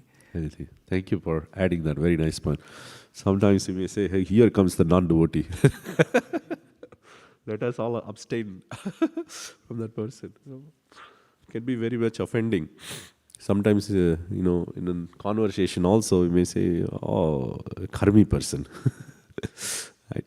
We should be very careful when we are dealing, what sort of mentality we are developing, right? It's impure for us. Syat Krishna Nama Charitati Sitapi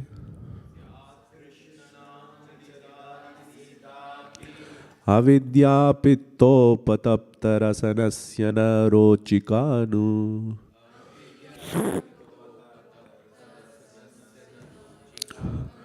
Kintvadarat Anudinam Khalu Saiva Jushta Swadvikramat Bhavati Tatgata Mula Hantri.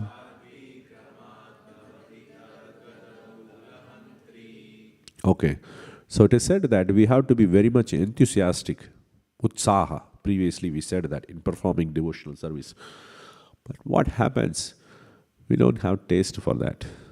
How many of us don't like to do if you don't have interest in something, don't have taste in something? You like to, please could you explain? I'm afraid if I misunderstood the question. I was very curious how you got that habit of doing something which you are not interested in. I thought the question was how many of you are there who don't like to do something if you don't have the taste for it? So I used to know so many knots, I am not able to understand it. Okay.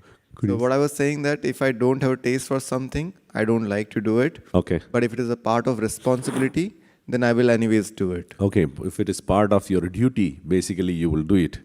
But even though there may not be any taste, right? Okay, that's a very nice point. So, in the beginning, when we chant the holy names of Krishna, we may not have any taste. Why? Just like a person who has jaundice. Has anyone got jaundice before here? No. Okay. So we have only theoretical knowledge. So if you have got jaundice, you will not like sweet. The more sweeter it is, the more you will hate it, because it will taste very bitter. The sweeter, the bitter it tastes, right? So you will hate it. But according to Ayurveda, the cure for jaundice is that you have to continue to eat sweets. What is that called? Sita. Sita is like a candy, condensed sugar, basically. You have to continue to take. Though it is sweet, because of the jaundice we have, we don't get the taste. But once we continue to eat that, the jaundice will go away. Then we'll start realizing what we are eating. It's actually sweet. So similarly, the names of Krishna, the pastimes of Krishna, or anything about Krishna, actually in the beginning it may be very bitter in nature, because not that they are bitter, it's just that we are contaminated by the material world. Right? We have so much developed interest in other things in the matter. We like to watch movies, we like to watch sports, we like to read books, we like to play, do other things which are having, so much taste for us. But so one of the devotees was saying that the material activities, it is like eating a sugar cane from top to bottom. Anyone knows the difference between the top and bottom of the sugar cane? Yeah. If you're from South India, you would know definitely. You know? Top of the sugar cane versus bottom of the sugar cane. What's the difference? A sugar cane stick. Yeah, on the top we have leaves. Okay. Visible things. Anything difference in taste? No, I'm not that expert. Okay. So, you're saying something? On the top, I think it is sugar, maybe less. Okay. Less sugar, and maybe in the bottom. It's more sweeter. Yeah. Yeah. Exactly. Yeah, that's what I think. Yes. So the top of the sugar cane is actually the whole bamboo. It's very bitter. The bottom of the sugar cane, the root part, it's actually very, very sweet. That's why when you go to buy a sugar cane, which is a tradition in the place I come from, people used to select the bottom part because that's very sweet. The top part is actually not very sweet. So if you go late to the grocery shop, you'll find only the top parts are remaining because everybody else, everything else has been sold out. So the materialistic activities is like eating a sugar cane from bottom to top. Initially, it will be very, very sweet. But then as you move forward, it's going to be more bitter and bitter. That is why we are not able to stay in one thing. We want to change. Get an iPhone 13, you want to change to iPhone 14. Right? You got a car, maybe you want to upgrade to Tesla, right? And the Tesla, after that, something else. because it's becoming bitter. Initially it was sweet, now we want to change. But in the spirituality, it's like eating a sugar cane from top to bottom. In the beginning it is bitter, but as you go more and more deeper into it, it becomes sweeter and sweeter. Right? So that is the spirituality. So this is the same concept he says, Swadvi kramat bhavati. It becomes sweeter and sweeter slowly, right? Gradually. Why tadgata mula hantri? Because it is going to destroy the root cause of the disease, the jaundice. Once the jaundice is destroyed, then you'll see what actually the taste is.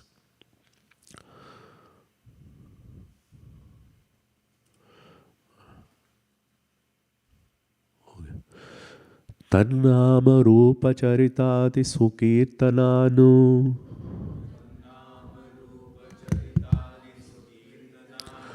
smrityo kramena ranasana manasi niyojya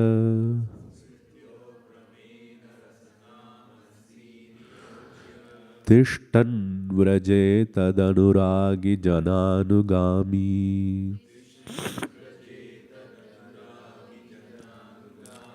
kalam naye takilamiti upadesha saram.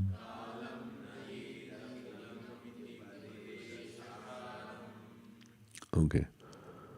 So here comes the Upadesha Saram, the essence of all the instructions. Okay. So previously he said how you would perform bhakti. Now he is saying what place you are going to perform bhakti, what kind of exact activity you are going to do that. Okay. So he says, first you should engage in the holy name of the Lord, form of the Lord, and his pastimes. We chant the name, and then we take darshan of the Lord, and then we discuss about the pastimes of the Lord. So we should do that continuously. Continuously in the beginning stage, every day. Once you go gradually higher and higher in spirituality, it may take sometimes, it may take multiple births also, but then you do that all the time, continuously. Always you will be thinking about Krishna. Sometimes we think that, we are always thinking about Krishna. So when you especially go outside and then you ask people, you chant Hare Krishna mantra, especially the place I come from, the usual reply you get is, I'm chanting, I'm thinking about Krishna all the time. That's the usual reply you get. It's actually many times we think that we are thinking about Krishna, but then if we carefully analyze it, we will know that most of the time we won't be thinking about Krishna, we will be thinking about something else, right? So as Krishna says in Bhagavad Gita, 8th chapter, what's the verse? We discussed in the morning. No, the previous one. Antakale cha mameva smaran mukta kalevaram. So one who thinks of Krishna at the time of death and then leaves his body, he will attain Krishna. So that's what Krishna says in Bhagavad Gita. So if you have to think about Krishna at the time of time of death, think about it. When you are dying, it's just going to be the most painful thing you are going to encounter, right? And your whole body is disturbed, and your whole mindset is disturbed, and sometimes you may lose consciousness also. How are you going to remember Krishna if we don't even think about Krishna throughout the life, when we are in normal situation? We cannot. So we have to cultivate, practice. That is what Prabhupada says in the purport, that this is a cultivation. How to cultivate, just like you put a seed in a farm, you have to cultivate, you have to pour water, you have to put fertilizer, then it will grow, the plant will grow. Similarly, thinking about Krishna also is a cultivation. So one of the easiest ways to think about Krishna is chanting the holy names of the Lord. That is what we discussed in today's morning during Japa time, that it is very difficult to engage our mind in the service of the Lord. You think about Krishna for one fraction of a second, you may be able to think. Maybe if you're expert, 1 minute you can think, that you have to be an expert. But it's very difficult to continuously think about Krishna. So the easiest way to think about Krishna is chant his holy names. Lord Shiva says that it is better in the sense it's easier. Right? Chant the holy names of the Lord. So here also he says, Kramena, gradually we engage both our mind and tongue in the service of Krishna. Then he says you have to sit in Vraja. So, should we all pack bags? You would like to comment? Yeah, your question is sit on Vraja means you are taking literally sitting in Vraja, right? Yes. Yeah, Vraja as used in this word, it's referring to not just that place Vraja. It's used in a generic term. Sometimes we also, I'm not getting difficulty to find an example that we also say things like that to refer to something. We may just say some word, but it doesn't literally refer to just that one only. Okay, so it's a representation of something else also. Yes, yeah. Okay, what is that? Vraja means anywhere where that environment is there, that Vraja environment is there. It could be, it could be even in a temple also, or even in your home where if you have made your home like a Vrajdham. Vrajdham. So you can make any place Vraja. You can make your mind also Vraja, right? You can place Krishna, have a nice asan, simhasan for Krishna. Make Krishna sit in your mind. You can decorate nicely. And that also becomes Vraja, Because it is, in one sense, impossible for every one of us to go and stay in Vraja. We also need housing, all these facilities. So if not possible, one can make one's own place, Vraja, and then one can sit there as well. So when we are doing bhajan, when we are doing service to the Lord, we can meditate on this. And then kalam nayet akilam, one should spend one's all time like this. That is the Upadesha Sara. That's the essence of instruction. So we are going to stop here. There are 3 more verses. That's a homework for all of you to read. Any questions, comments, thoughts?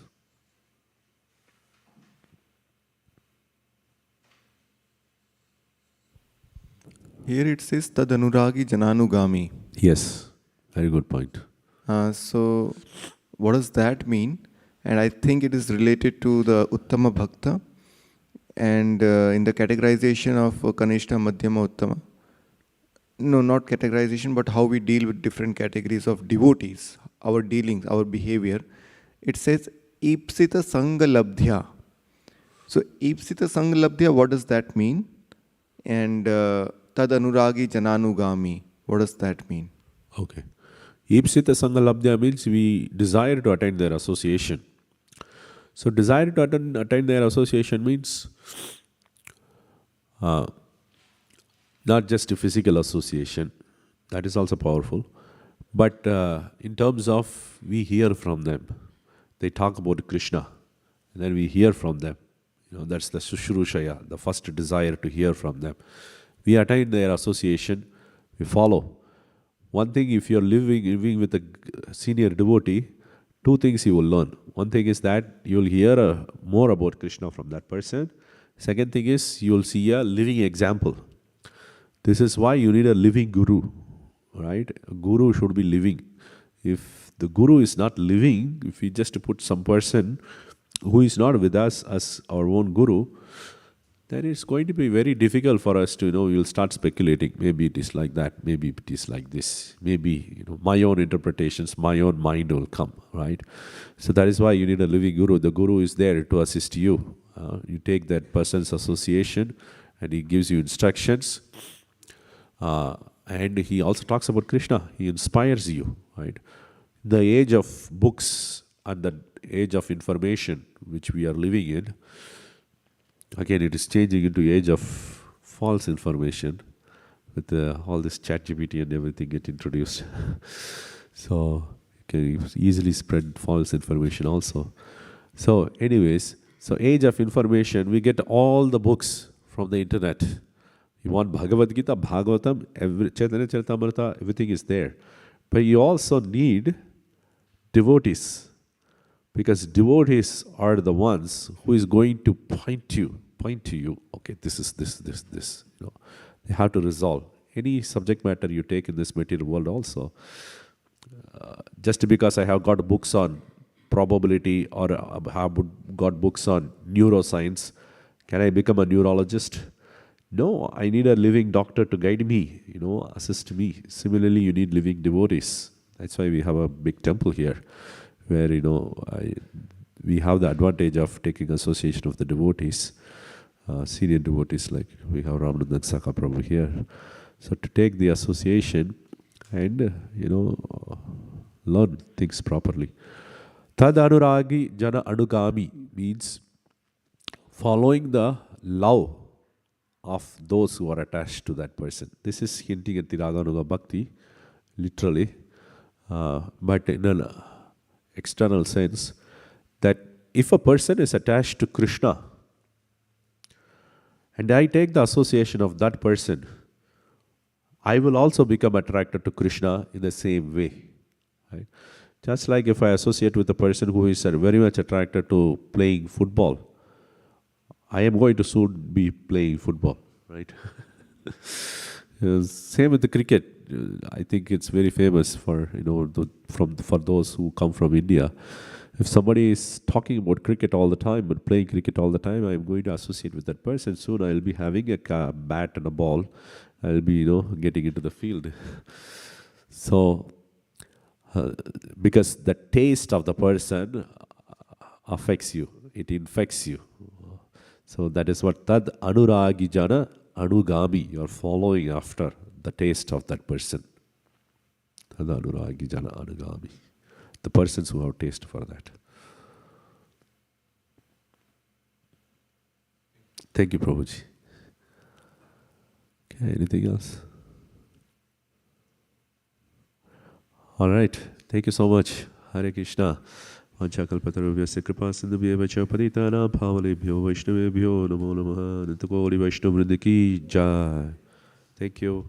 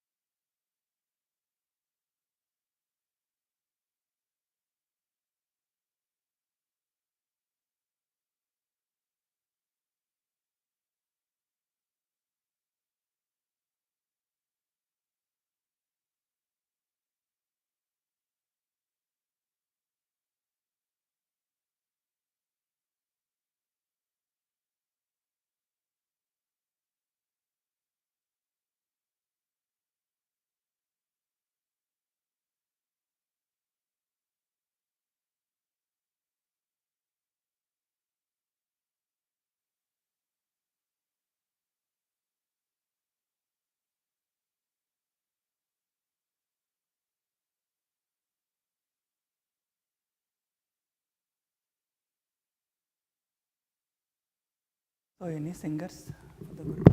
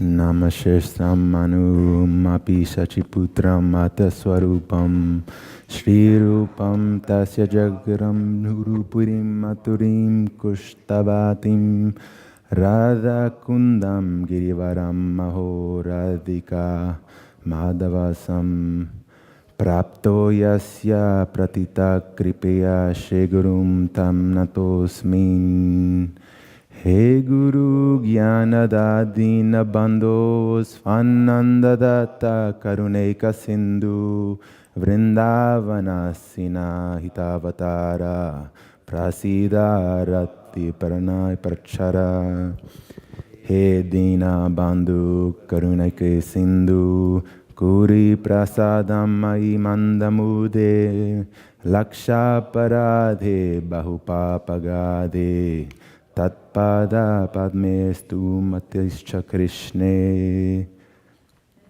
Vopayantya Pachatim Kavayastavesha Brahmayusha Pikritam Ridamuda Smaranta Yunta Bahistan Britam Ashubam Vidunvan Acharya Chaitya Vapusha Swagatim Yanakti.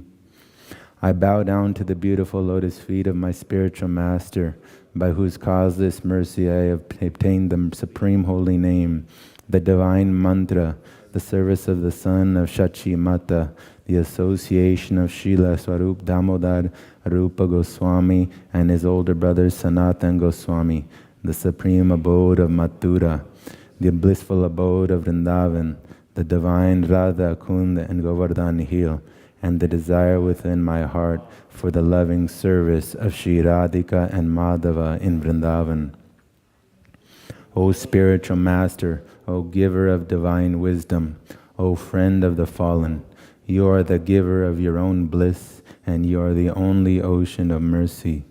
Although dwelling in Vrindavan, you have descended for the welfare of fallen souls like myself, and you are preaching the divine love of Radha for Krishna. Please be kind upon me.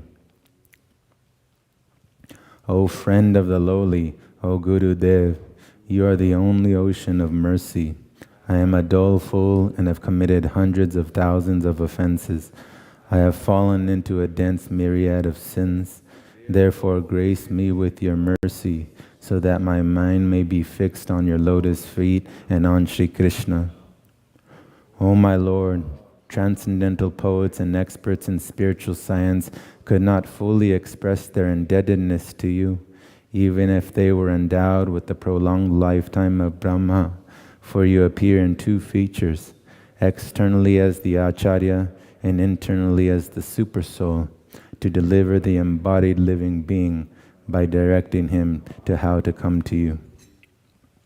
The lotus feet of our spiritual master are the only way by which we can attain pure devotional service.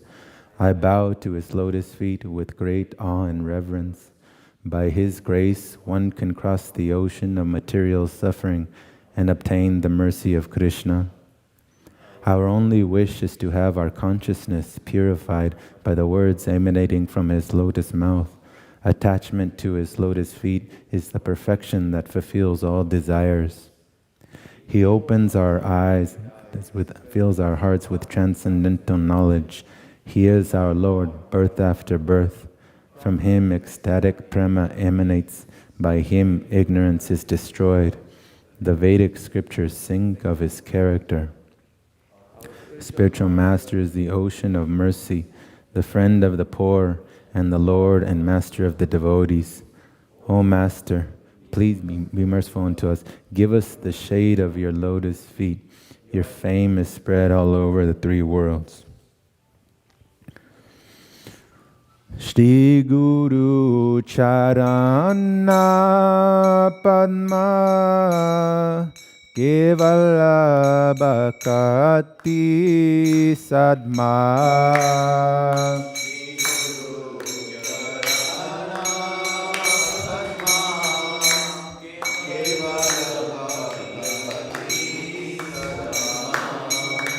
Shri Guru Charana Padma Kevala Bhakati Sadma.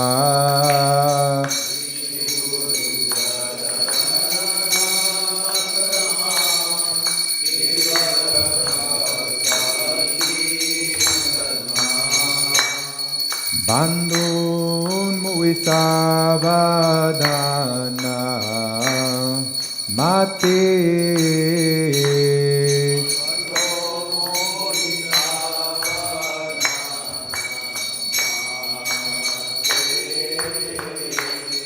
Bandhun Muisavadana Mate.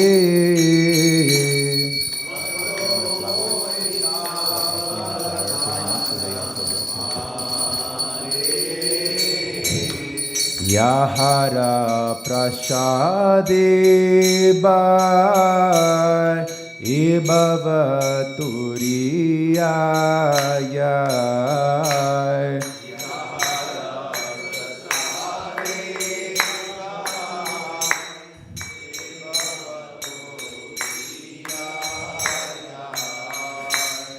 Krishna pratihoya hoite.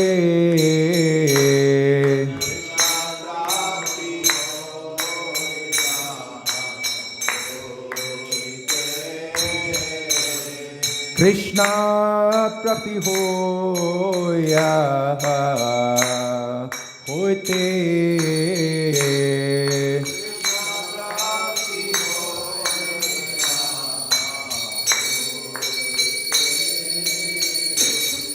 Guru Mukha Padma Vakya Chitete Kuriya Akya.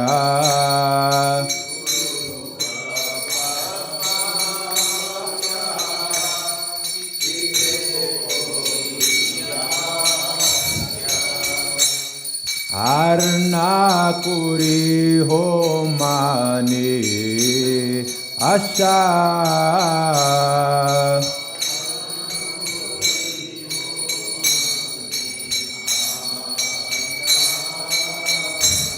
Arna Kori Ho Mane Asha.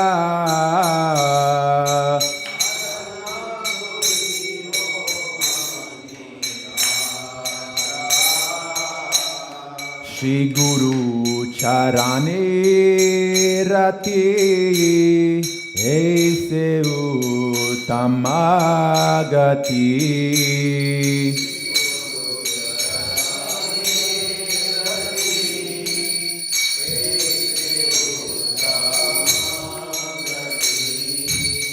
Ye prasade pure sarva asha.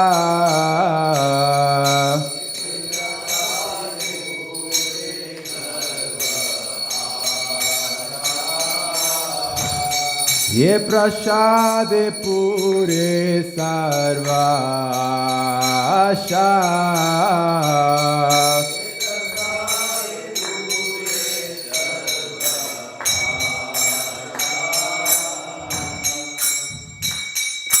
Chakudan dilo ye janme janme Prabhu se.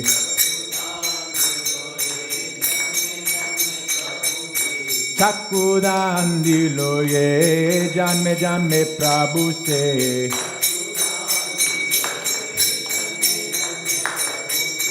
Divye gyan hirde prokashito.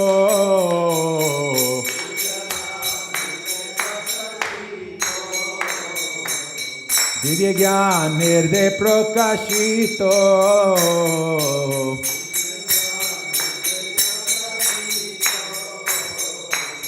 Prema bhakti yaha hote avidya vinashayati.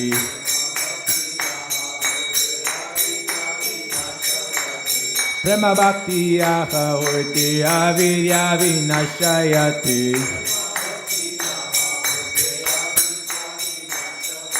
Vede gaya haracharito.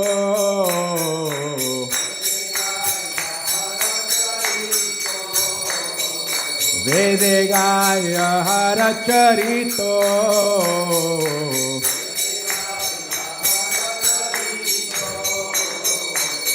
Shri Guru Karuna Sindhu Adama Janara Bandhu.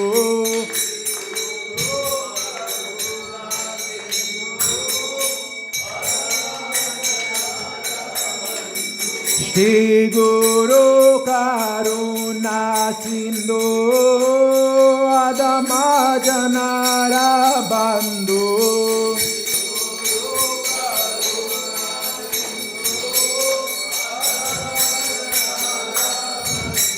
Lokenath Lokera Jivana.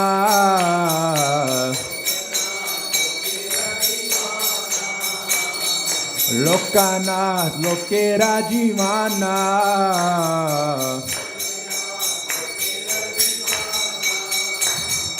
Ha ha Prabhu koro daya deho more pada chaya. Ha ha Prabhu koro daya deho more pada chaya. Ebeyash Gushik Tribhuvana.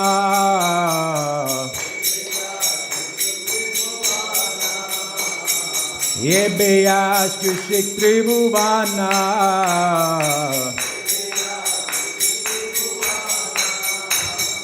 Ha ha Prabhu koro doya deo more pada chaya.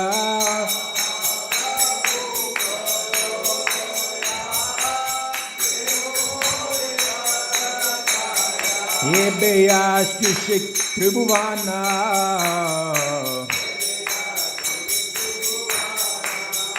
Jaya Prabhupada Patita Pavana.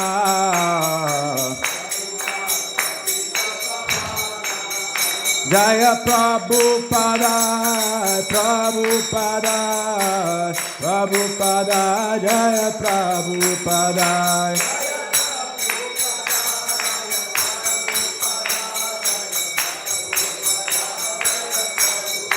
Jaya Jaya Prabhupada Prabhupada Prabhupada Jaya Srila Prabhupada.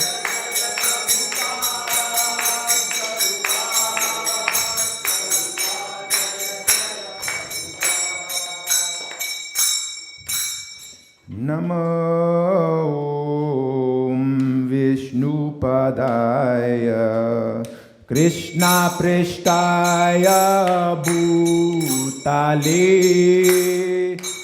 Srimati Bhakti Vedanta Swami Niti Namine.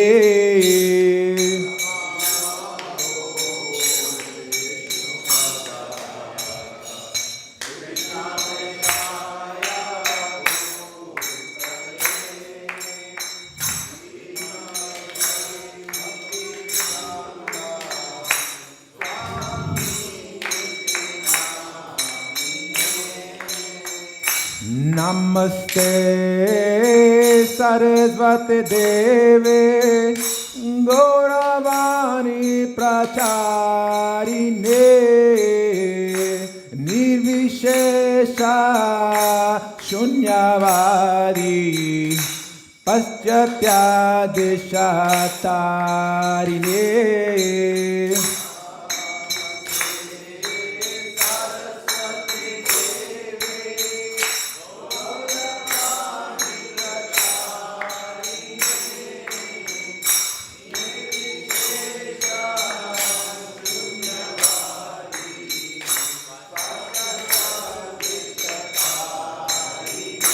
Jaya Shri Krishna Chaitanya Prabhu Nityananda Shri Advaita Gadadhara Shivasadi Gaur Bhakta Vrinda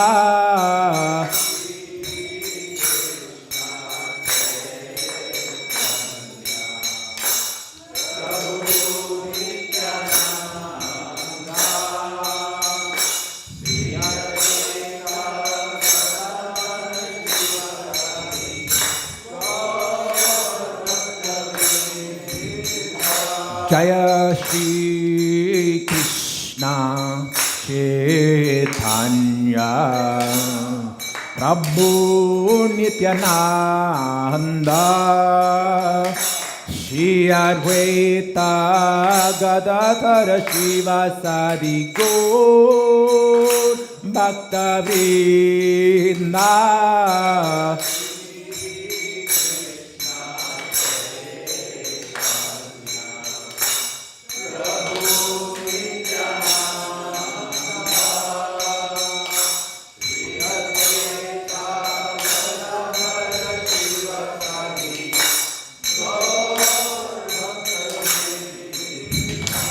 Jaya Shri Krishna Chaitanya Prabhu Nityananda Shri Advaita Gadadhara Shivasadi Gaur Bhakta Vrinda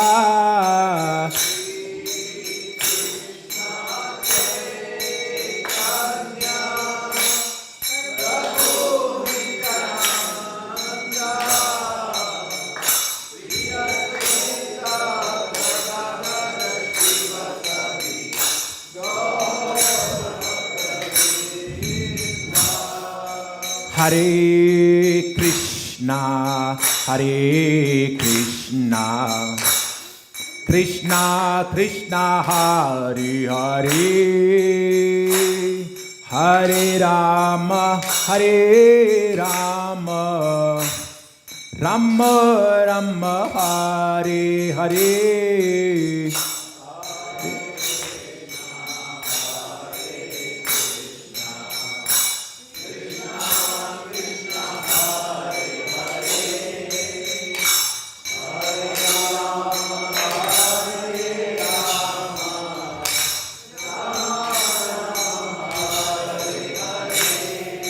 Hare Krishna, Hare Krishna, Krishna Krishna, Hare Hare, Hare Rama, Hare Rama, Rama Rama, Hare Hare.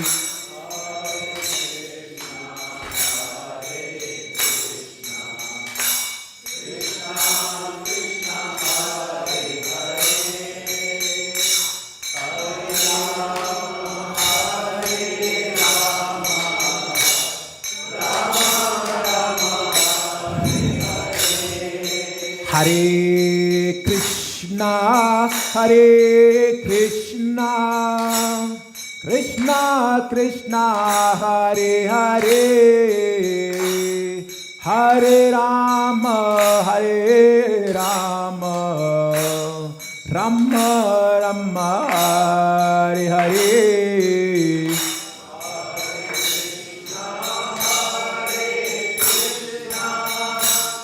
Krishna Krishna,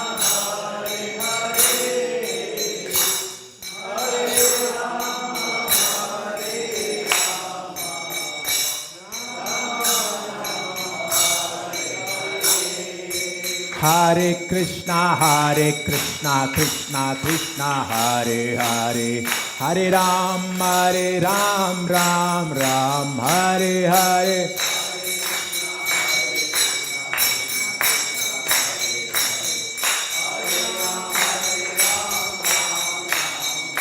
Hare Krishna, Krishna Krishna, Hare Hare, Hare Ram, Ram Ram, Hare Hare.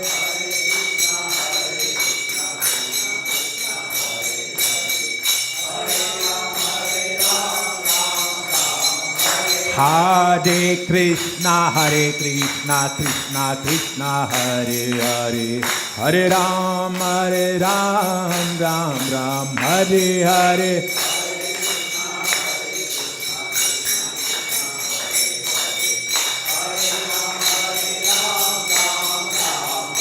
Hare Krishna,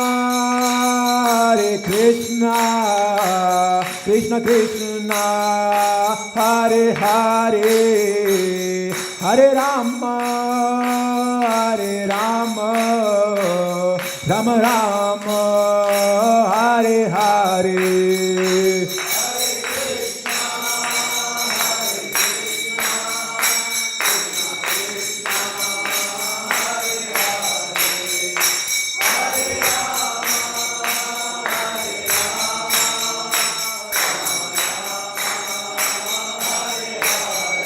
Hare Krishna, Krishna Krishna, Hare Hare, Hare Rama, Rama Rama, Hare Hare.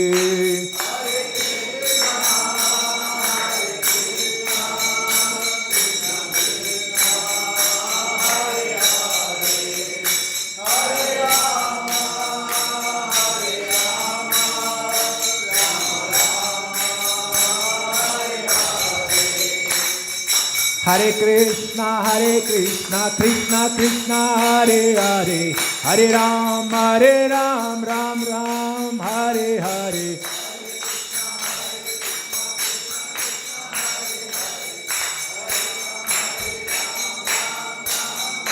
Hare Krishna, Krishna Krishna, Hare Hare, Hare Ram, Ram Ram, Hare Hare.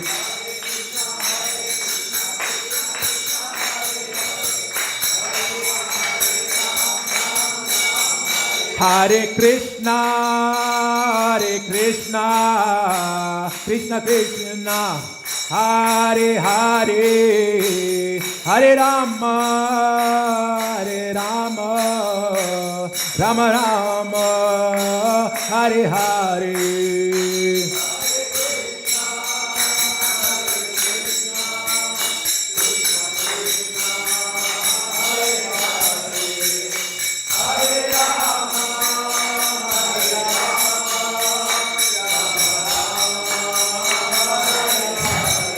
Jaya Gauranitai, Jaya Gauranitai.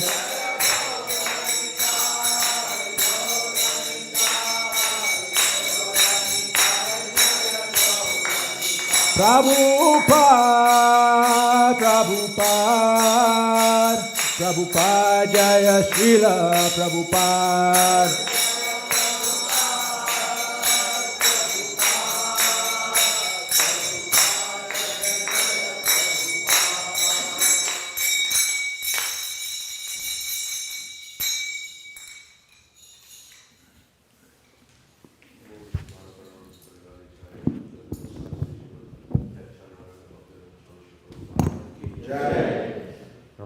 Das Thakur ki Jai. Sense Koshi Krishna Chaitanya Prabhu Nityananda Shri Advaita Gadadhara Shiva Sadi Gaur Bhakta Vrinda ki Jai. Ganga Maya Yamuna Maya ki Jai. Bhakti Devi Tulsi Maharani ki Jai. Samaveda Bhakta Vrinda ki Jai. All glories to their assembled devotees. All glories to their assembled devotees. All glories to their assembled devotees. All glories to Sri Guru and Gauranga. All glories to Srila Prabhupada.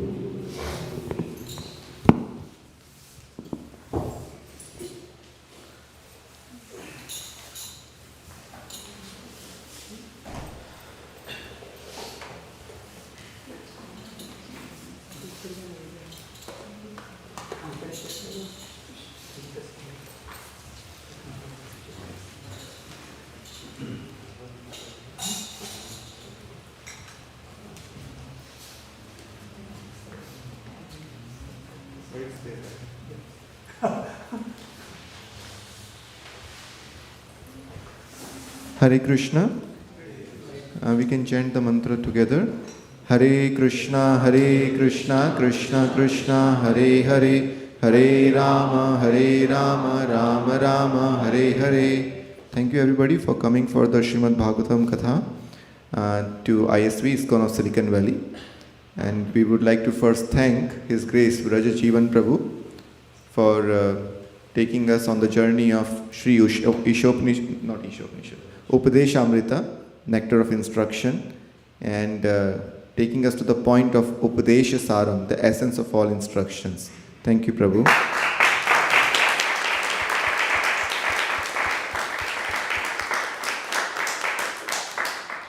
Thanks to Adin Prabhu for leading us into ecstatic Kirtan and Guru Puja. Thank you, Prabhu.